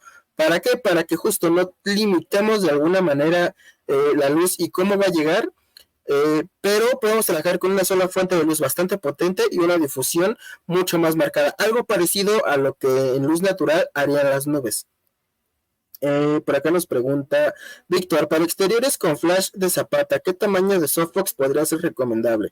Si queremos trabajar un octavox, uno de 60 centímetros puede ser ideal. Hay muchos que son abatibles, entonces los podemos cargar en nuestra mochila sin ningún problema. Podemos trabajar igual alguna cuadra que sea de 30 por 30 o de 45 por 45. Las medidas van a ir dictadas dependiendo de cada proveedor. Aquí también es importante mencionar que cada uno de estos modificadores va a tener diferentes tipos de entradas. Por ejemplo, Elinchrom tiene una, Godox tiene otra, Profoto tiene otra. Entonces hay que asegurarnos de que estas entradas sean compatibles con el tipo de iluminación que estamos trabajando. ¿Por qué? Porque después podríamos comprar un adaptador, pero no tiene sentido si desde un principio nosotros podemos identificar qué tipo de montura tiene nuestra fuente, y de esta manera hacemos una inversión directamente sin tener que invertir en otras cosas, ¿no? Nos dice Ángela, ¿puedo trabajar en un softbox de 60 por 90 y un flash de zapata, o me recomiendas una cuadra para foto gastronómica? Depende de la distribución. Yo me iría más hacia una cuadra para tener una luz mucho más controlada, hablando específicamente de platillos.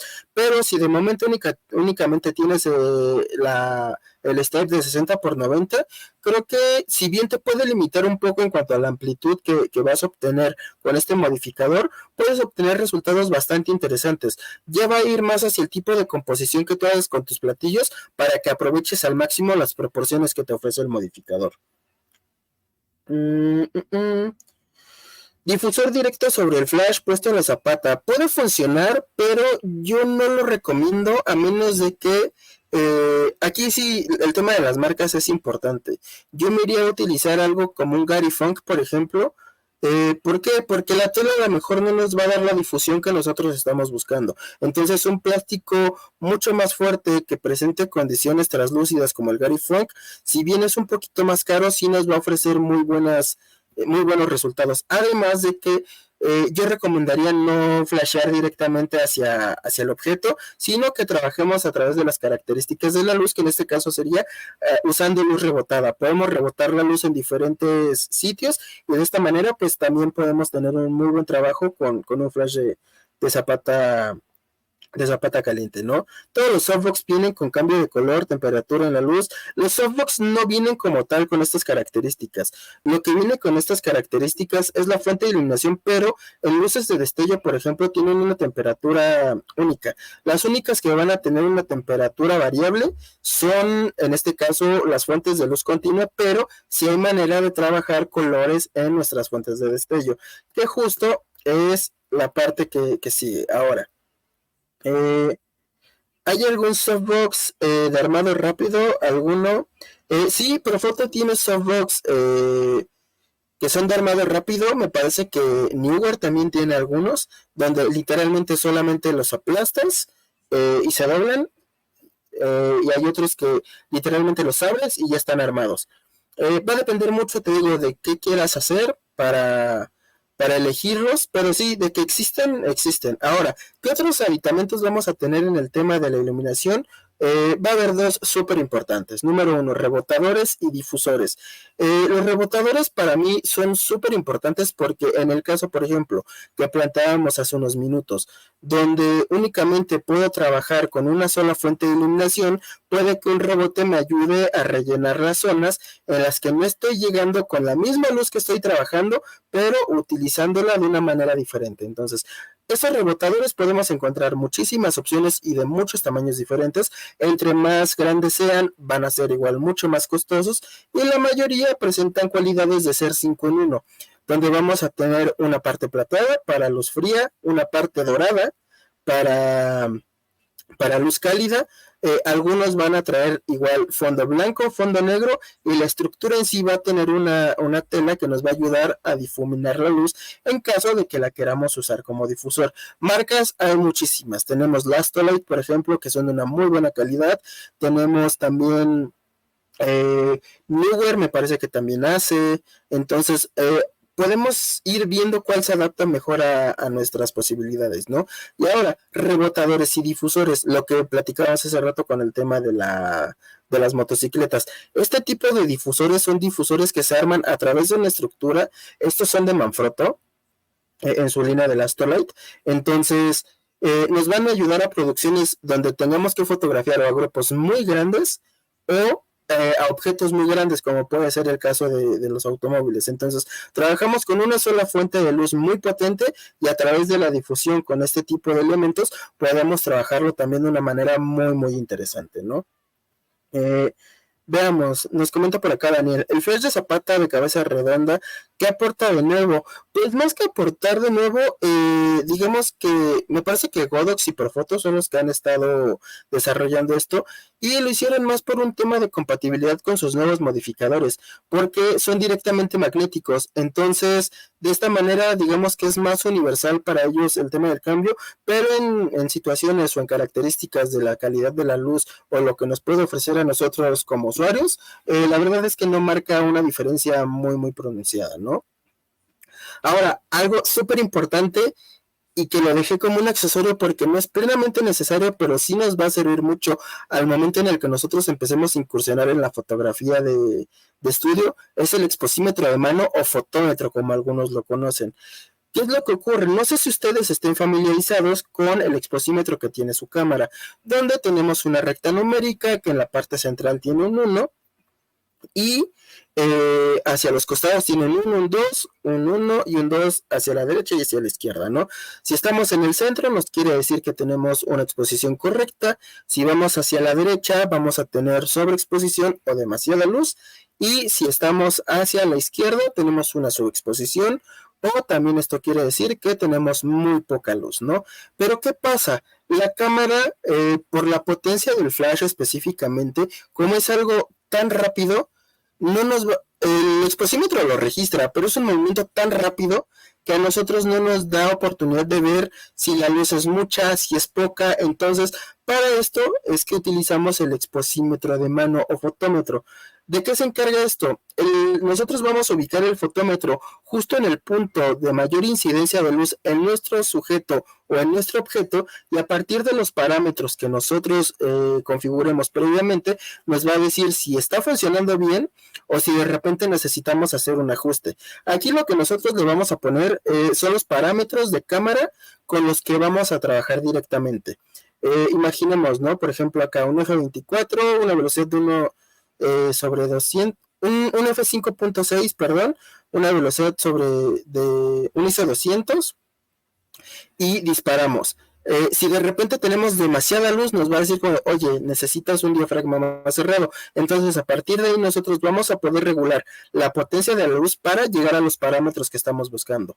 Pero ¿cómo funciona? Esto se encarga de registrar el destello y mostrarlo en la pantalla. Entonces, a partir de aquí es que nosotros vamos a poder trabajar de una manera mucho más controlada. Pero, ¿cuál es el inconveniente principal con los exposímetros de mano? Es que son extremadamente caros. Un exposímetro te puede costar $1,000, $1,500, y si a lo mejor nosotros estamos iniciando, puede que no sea la mejor manera. ¿Qué tan veraz son las aplicaciones de fotómetro en celulares? Yo no las recomiendo personalmente. ¿Por qué? Porque estas usan como objeto de medida, digamos, el sensor de la cámara. Entonces, es un sensor de por sí muy pequeño que no nos va a dar las características que nosotros estamos buscando para registrar la cantidad de luz. Entonces, por ahí puede que no sea tan útil. Hay algunos que tienen sus aditamentos externos, podrían funcionar, pero creo que todavía están en una etapa muy temprana de desarrollo para que nosotros podamos empezar a usarlos de manera profesional. Puede ser una buena herramienta si no tenemos a la mano un exposímetro, pero como exposímetro principal, yo principalmente no lo recomiendo. Por acá nos dicen, sé que ya pasamos el tema, pero ¿para qué sirven los Octavox que tienen rejilla?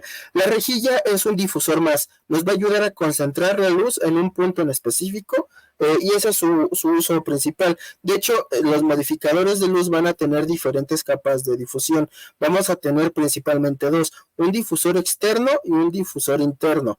Podemos quitar alguno de estos para tener a lo mejor una luz ligeramente más dura, o inclusive trabajarla directamente sin difusores, y también vamos a obtener muy buenos resultados. Pero principalmente para eso es la rejilla, para que nosotros podamos tener una difusión extra y al mismo tiempo concentrar la luz en un punto en específico, hablando específicamente del grid de panel.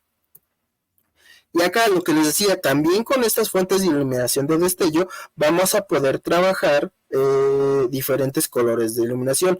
¿Con qué? Con los famosos gels. Estos geles de colores se ponen, hay algunos que ya vienen diseñados para ciertas marcas, como es el Profoto, en este caso en específico. Si se fijan, aquí tenemos varias opciones, ¿no? Rojo, amarillo, azul, morado, y esto nos va a ayudar a pintar la tonalidad con la que vamos a trabajar cada uno de las lámparas que tenemos disponibles. Suelen ser caros, pero ¿qué podemos hacer si de repente no queremos invertir tanto en los geles? El truco básico que creo que muchos de aquí hemos utilizado es trabajarlo con papel celofán. La única recomendación con el papel celofán es que no lo pongamos muy cerca de la fuente de iluminación si va a ser destello, porque este tipo de lámparas se calientan muy rápido por la potencia que manejan. Entonces pueden suceder dos cosas. Número uno, vamos a dañar el equipo de iluminación, y la segunda, que puede ser menos importante, pero igual representa por ahí un peligro, es que se va a quemar el papel celofán. Entonces, de esta manera sí podemos trabajar igual el coloreado de las luces con opciones ligeramente más económicas o mucho más económicas, ¿no?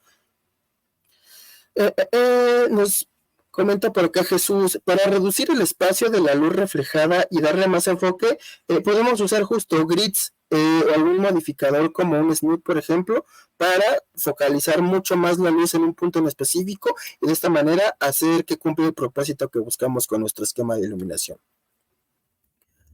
Nos pregunta Ges, en caso de que compré una nueva, tengo una 90, esta la dejamos para el final, Ges.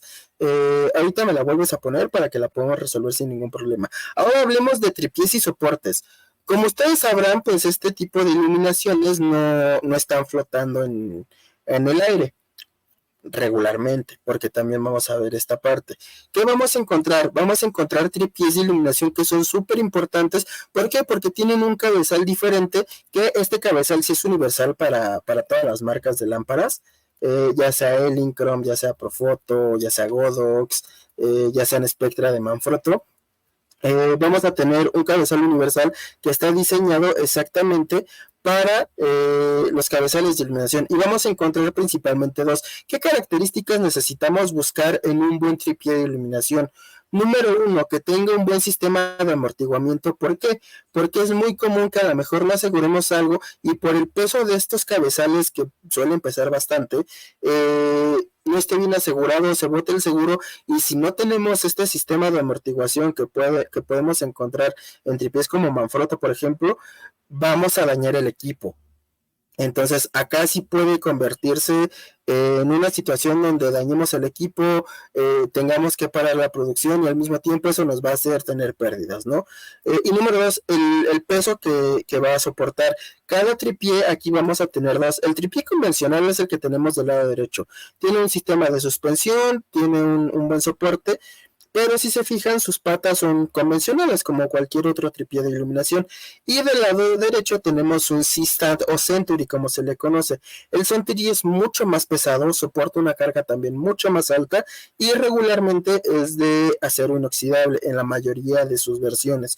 Cada marca también fabrica sus propios Centuries, pero hay que tener cuidado con estos, porque como son muy robustos, también tenemos tendencia a que nos lleguemos a lastimar los dedos. Entonces hay que trabajar con mucho cuidado, específicamente con los Centuries.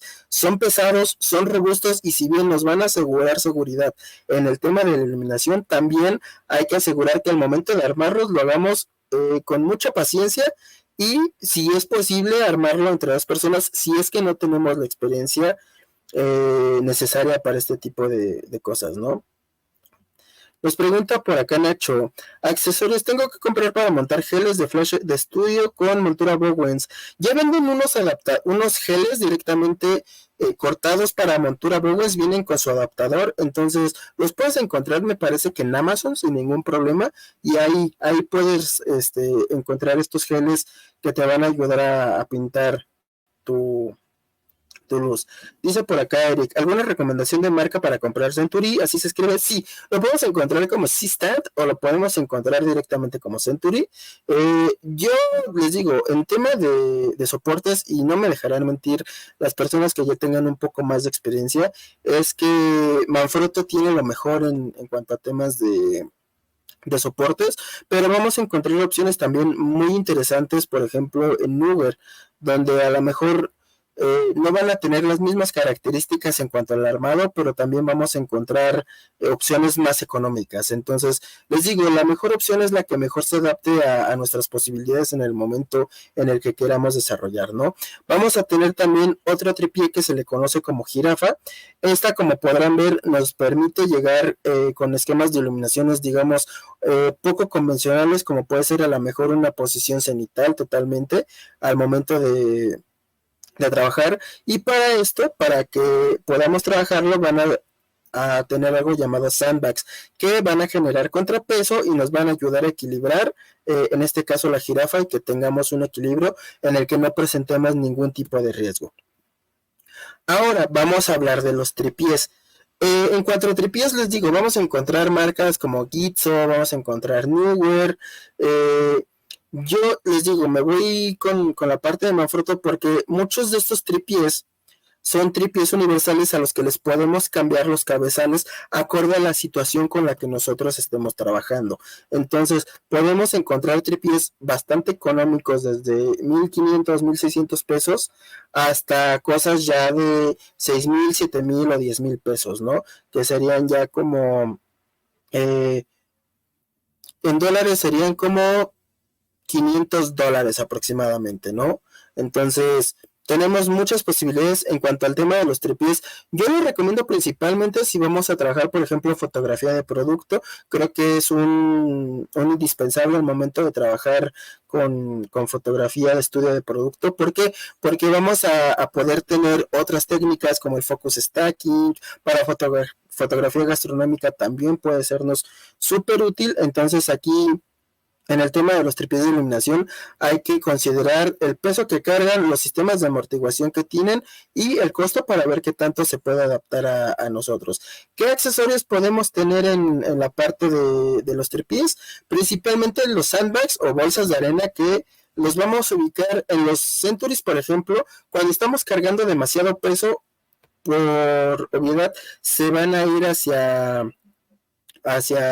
el piso, ¿no? Entonces, si nosotros generamos un contrapeso con estas bolsas de arena, vamos a poder trabajar de una manera mucho más segura. Yo recomiendo que sí tengamos unas 3 o 4 porque nunca sabemos el tipo de fotografía que vamos a realizar o el tipo de iluminación con la que vamos a trabajar. Entonces, sí son accesorios que a lo mejor no consideramos de primera mano, pero pueden sernos muy útiles. Y número 2, brazos de extensión. Estos brazos de extensión se los podemos poner directamente a los Centuries, junto con un cabezal que tienen, y de esta manera podemos extender el alcance de los esquemas de iluminación, ¿no? Entonces, de esta manera es que nosotros vamos a poder diversificar las opciones que tengamos con los soportes y con los esquemas de iluminación que vayamos a trabajar. Ahora, ya para finalizar, vamos a tener algunos puntos extra. ¿Qué puntos extra vamos a tener? Estos ya van a ir directamente basados en el tipo de fotografía que nosotros queramos hacer. Si nosotros hacemos fotografía de producto, un indiscutible al momento de hablar de fotografía de estudio es tener una mesa de trabajo o mesa de producto. Esta mesa nos va a ayudar a tener un soporte mucho más accesible para trabajar a lo mejor con productos mucho más pequeños.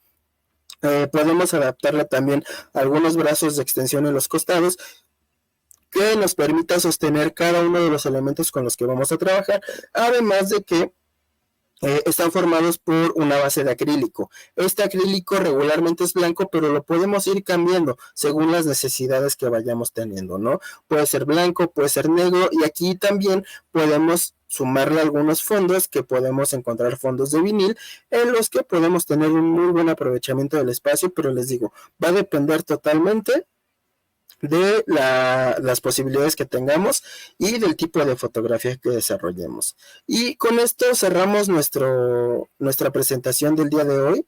Les dejo por acá mis redes sociales por si quieren darse una vuelta, y quiero agradecerle especialmente a la gente de Manfrotto que me mandó toda la información necesaria para que ustedes tuvieran todo lo más actualizado posible. Entonces, quiero dar un agradecimiento especial a Manfrotto y a Ana Tapia por toda la información que nos dieron, y un agradecimiento como siempre a Canon y a Canon Creators, que nos permiten tener estos espacios para que ustedes aprendan más y puedan despejar todas sus dudas. Entonces, vamos a usar estos minutos finales de nuestra sesión para que podamos resolver todas las dudas que tengan. Así que tienen abierta la caja del chat para que podamos platicar y para que podamos resolver cualquier inquietud de alguno de los temas que trabajamos o de alguna otra inquietud que tengan de temas diferentes en cuanto a fotografía. Dice por acá Marcel, ¿qué opinas de la marca K&F Concepts? La verdad es que tienen opciones bastante interesantes, pero puede que su calidad no sea la mejor. Entonces, por ahí accesible sí es, pero podemos tener opciones diferentes basado en lo que necesitemos, ¿no? Podemos encontrar filtros en K&F. Para tripiés yo no lo recomiendo mucho porque no es su fuerte. Al producir tantas cosas, creo que por ahí podría flaquear en algunos puntos, pero te digo, ya va a depender mucho del presupuesto que nosotros tengamos, ¿no? Nos pregunta por acá Andrés, lo más importante después de armar el estudio, ¿cuándo es recomendable cobrar? Pues aquí sí es un tema bastante subjetivo. ¿Por qué? Porque hay que hacer una suma en cuanto a cuánto hemos invertido de equipo, si vamos a meterle postproducción, el costo de la cámara, el costo de los lentes, el costo de electricidad, de manutención del estudio. Entonces, a partir de eso podemos hacer una sumatoria, sacamos un rendimiento y a partir de eso es que podemos empezar a poner los costos de nuestras sesiones de estudio. A partir de esto creo que podemos tener un muy buen tabulador porque pues no es lo mismo, ¿no? A lo mejor trabajar en un estudio de 40 por 40 metros cuadrados, a lo mejor trabajar en uno de 5 por 5. Las opciones son diferentes y el mantenimiento también es diferente. Por lo tanto, las opciones de compra son o de precios son diferentes. Dice Víctor, ¿nos compartes tus redes sociales? Claro, están por acá, @Luis Arriaga en Instagram, y también están pasando por acá abajo junto con las redes de Canon a nivel Latinoamérica. Dice Ángela por acá, puedo usar un softbox cuadrado de 60 por 60 para foto gastronómica con flash de zapata. Sí, sin ningún problema, Ángela. No te preocupes por la insistencia. Aquí estoy para que podamos resolver todas las dudas.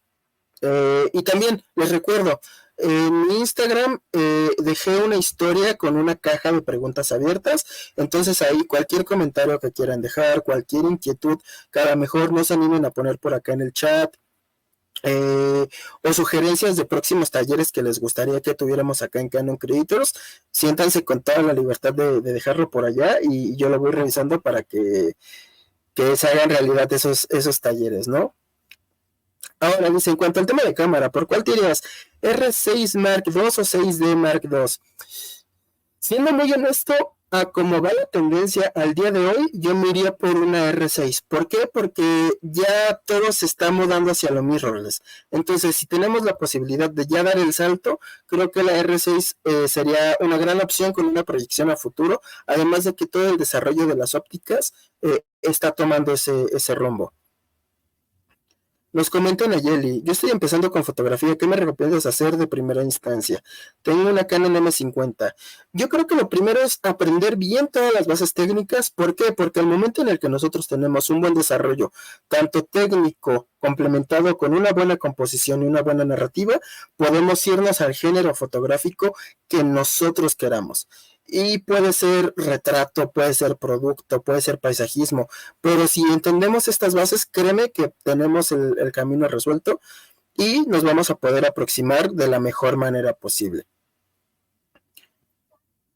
Nos dice Vanilla Alarcón, quisiera comprar un flash para mi 80D, ¿qué flash Canon sería compatible?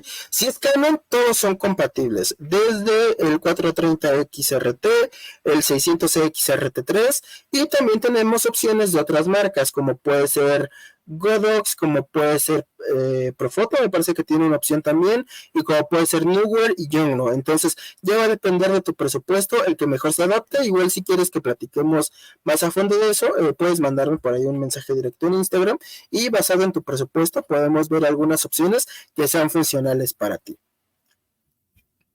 Puede usarse una caja de luz para fotografía de producto. Yo no la recomiendo porque la iluminación que nos ofrecen no es de la mejor calidad. Sí nos puede sacar de un apuro, pero yo me iría más a trabajar directamente ya con algún esquema de iluminación. Nos pone por acá Daniel, ¿es recomendable un objetivo macro para productos? ¿Cuántos milímetros? Si vamos a trabajar con objetos muy pequeños como por ejemplo joyería, yo sí recomendaría que tuviéramos un objetivo macro. Si tuviéramos la opción de elegir, yo me iría directamente por el 100 milímetros macro de Canon. Es la mejor opción que vamos a encontrar para este tipo de fotografía. Ya si no, podemos experimentar con el 35. Creo que nos puede dar también muy buenos resultados.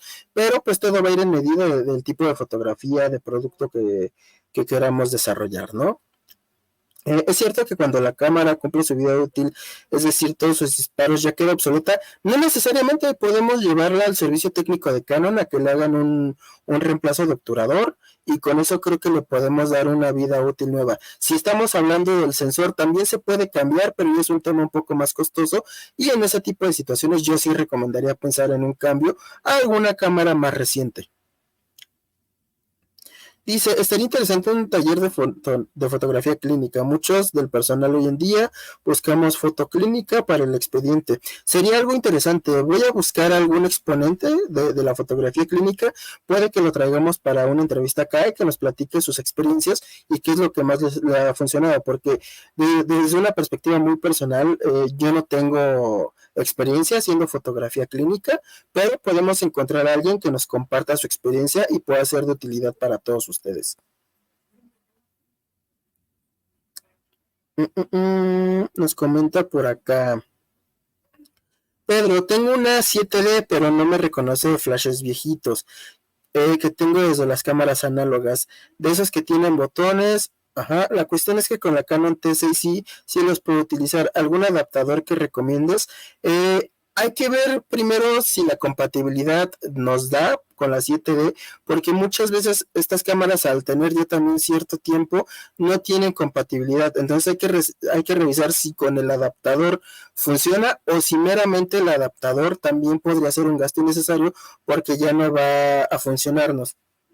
Por acá nos dice, para empezar, ¿qué tripié para cámara recomiendas? Yo recomiendo directamente, hay una opción de Manfrotto que está aproximadamente en 1800 pesos, 1900. Si quieres, escribe por Instagram y te mando la liga directamente para que lo puedas ver. Es el tripié. Yo tengo ese tripié, la verdad es que está súper funcional, funciona tanto para video como para fotografía y su precio, si bien no es tan accesible a comparación de otros tripiés con los que podamos introducirnos, sí es una inversión que nos va a funcionar en el mediano y en el largo plazo, ¿no? Veamos, por acá teníamos más preguntas. Denme un segundo.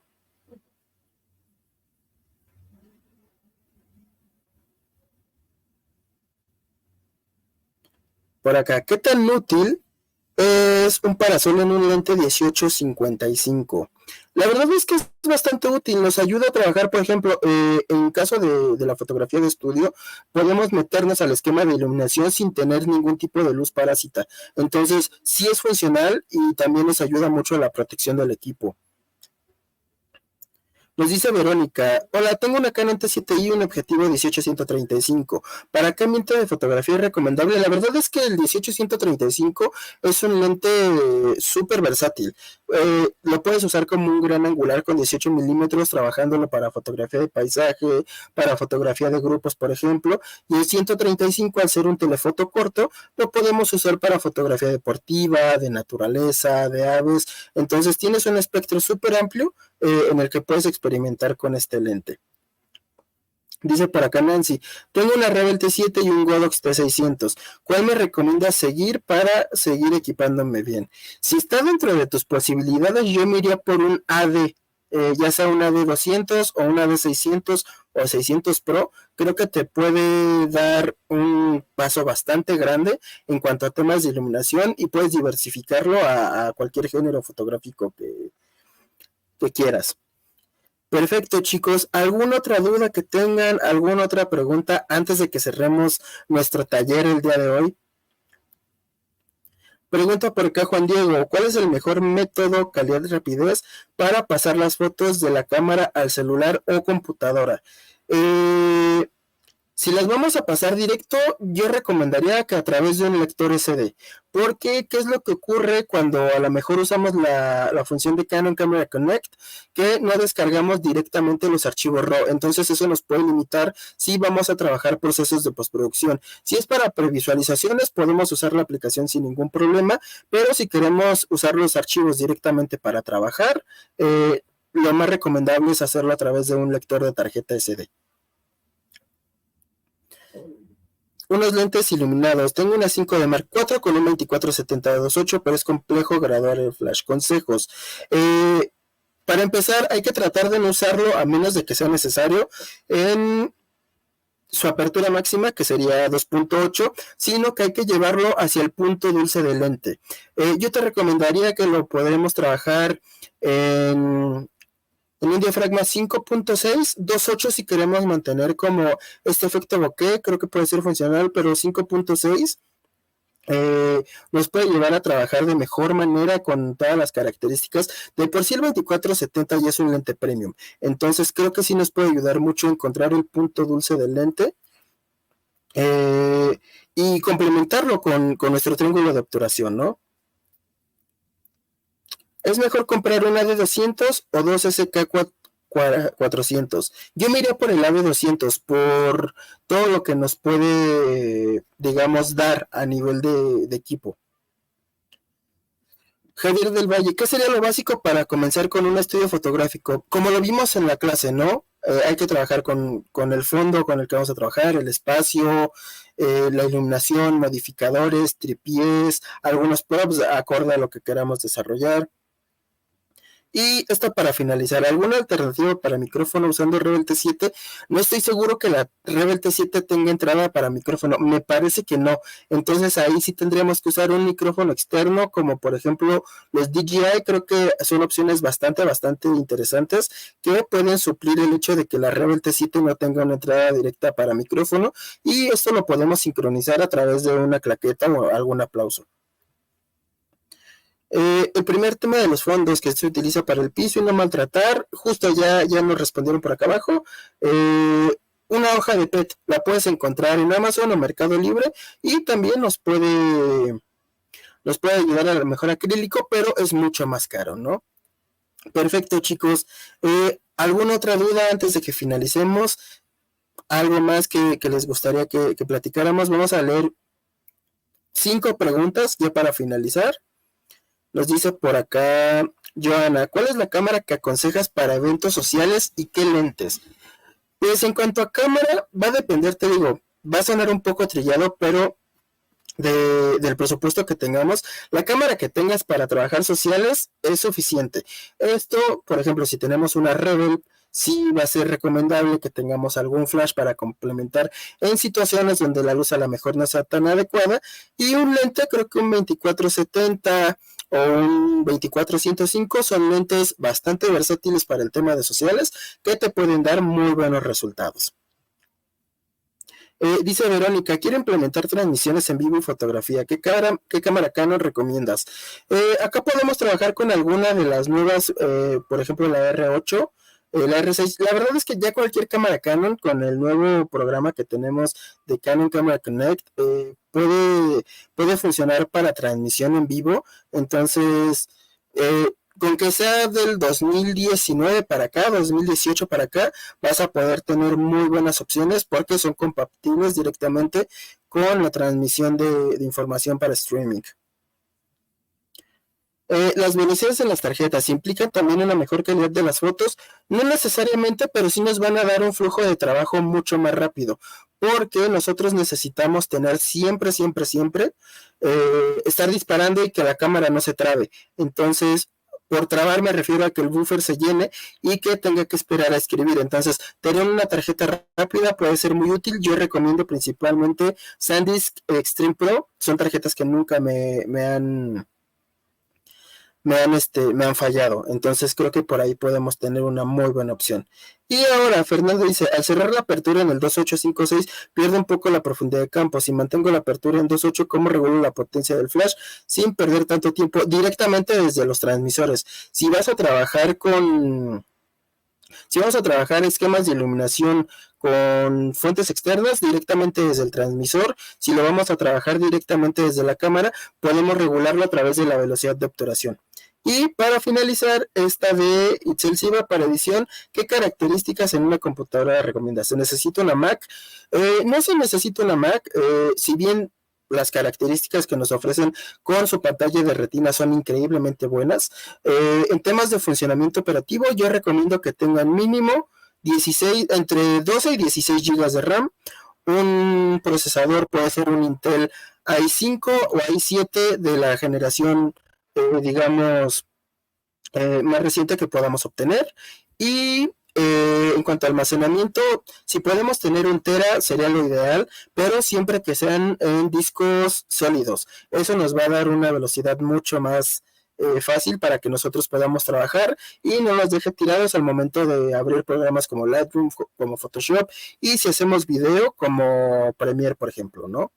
Perfecto, chicos, pues con esto terminamos el día de hoy. Muchísimas gracias por su tiempo, gracias por conectarse. Les dejo una vez más aquí mis redes sociales. Cualquier duda que tengan, pues por ahí estamos en contacto y los espero en el próximo taller. Ya les estaré anunciando por redes sociales y a través de Canon Creators los próximos talleres que vamos a tener y no se pierdan todo lo que tenemos acá en la plataforma de Canon Creators. Que tengan una excelente noche a todos y pasen muy bonito día. Hasta luego.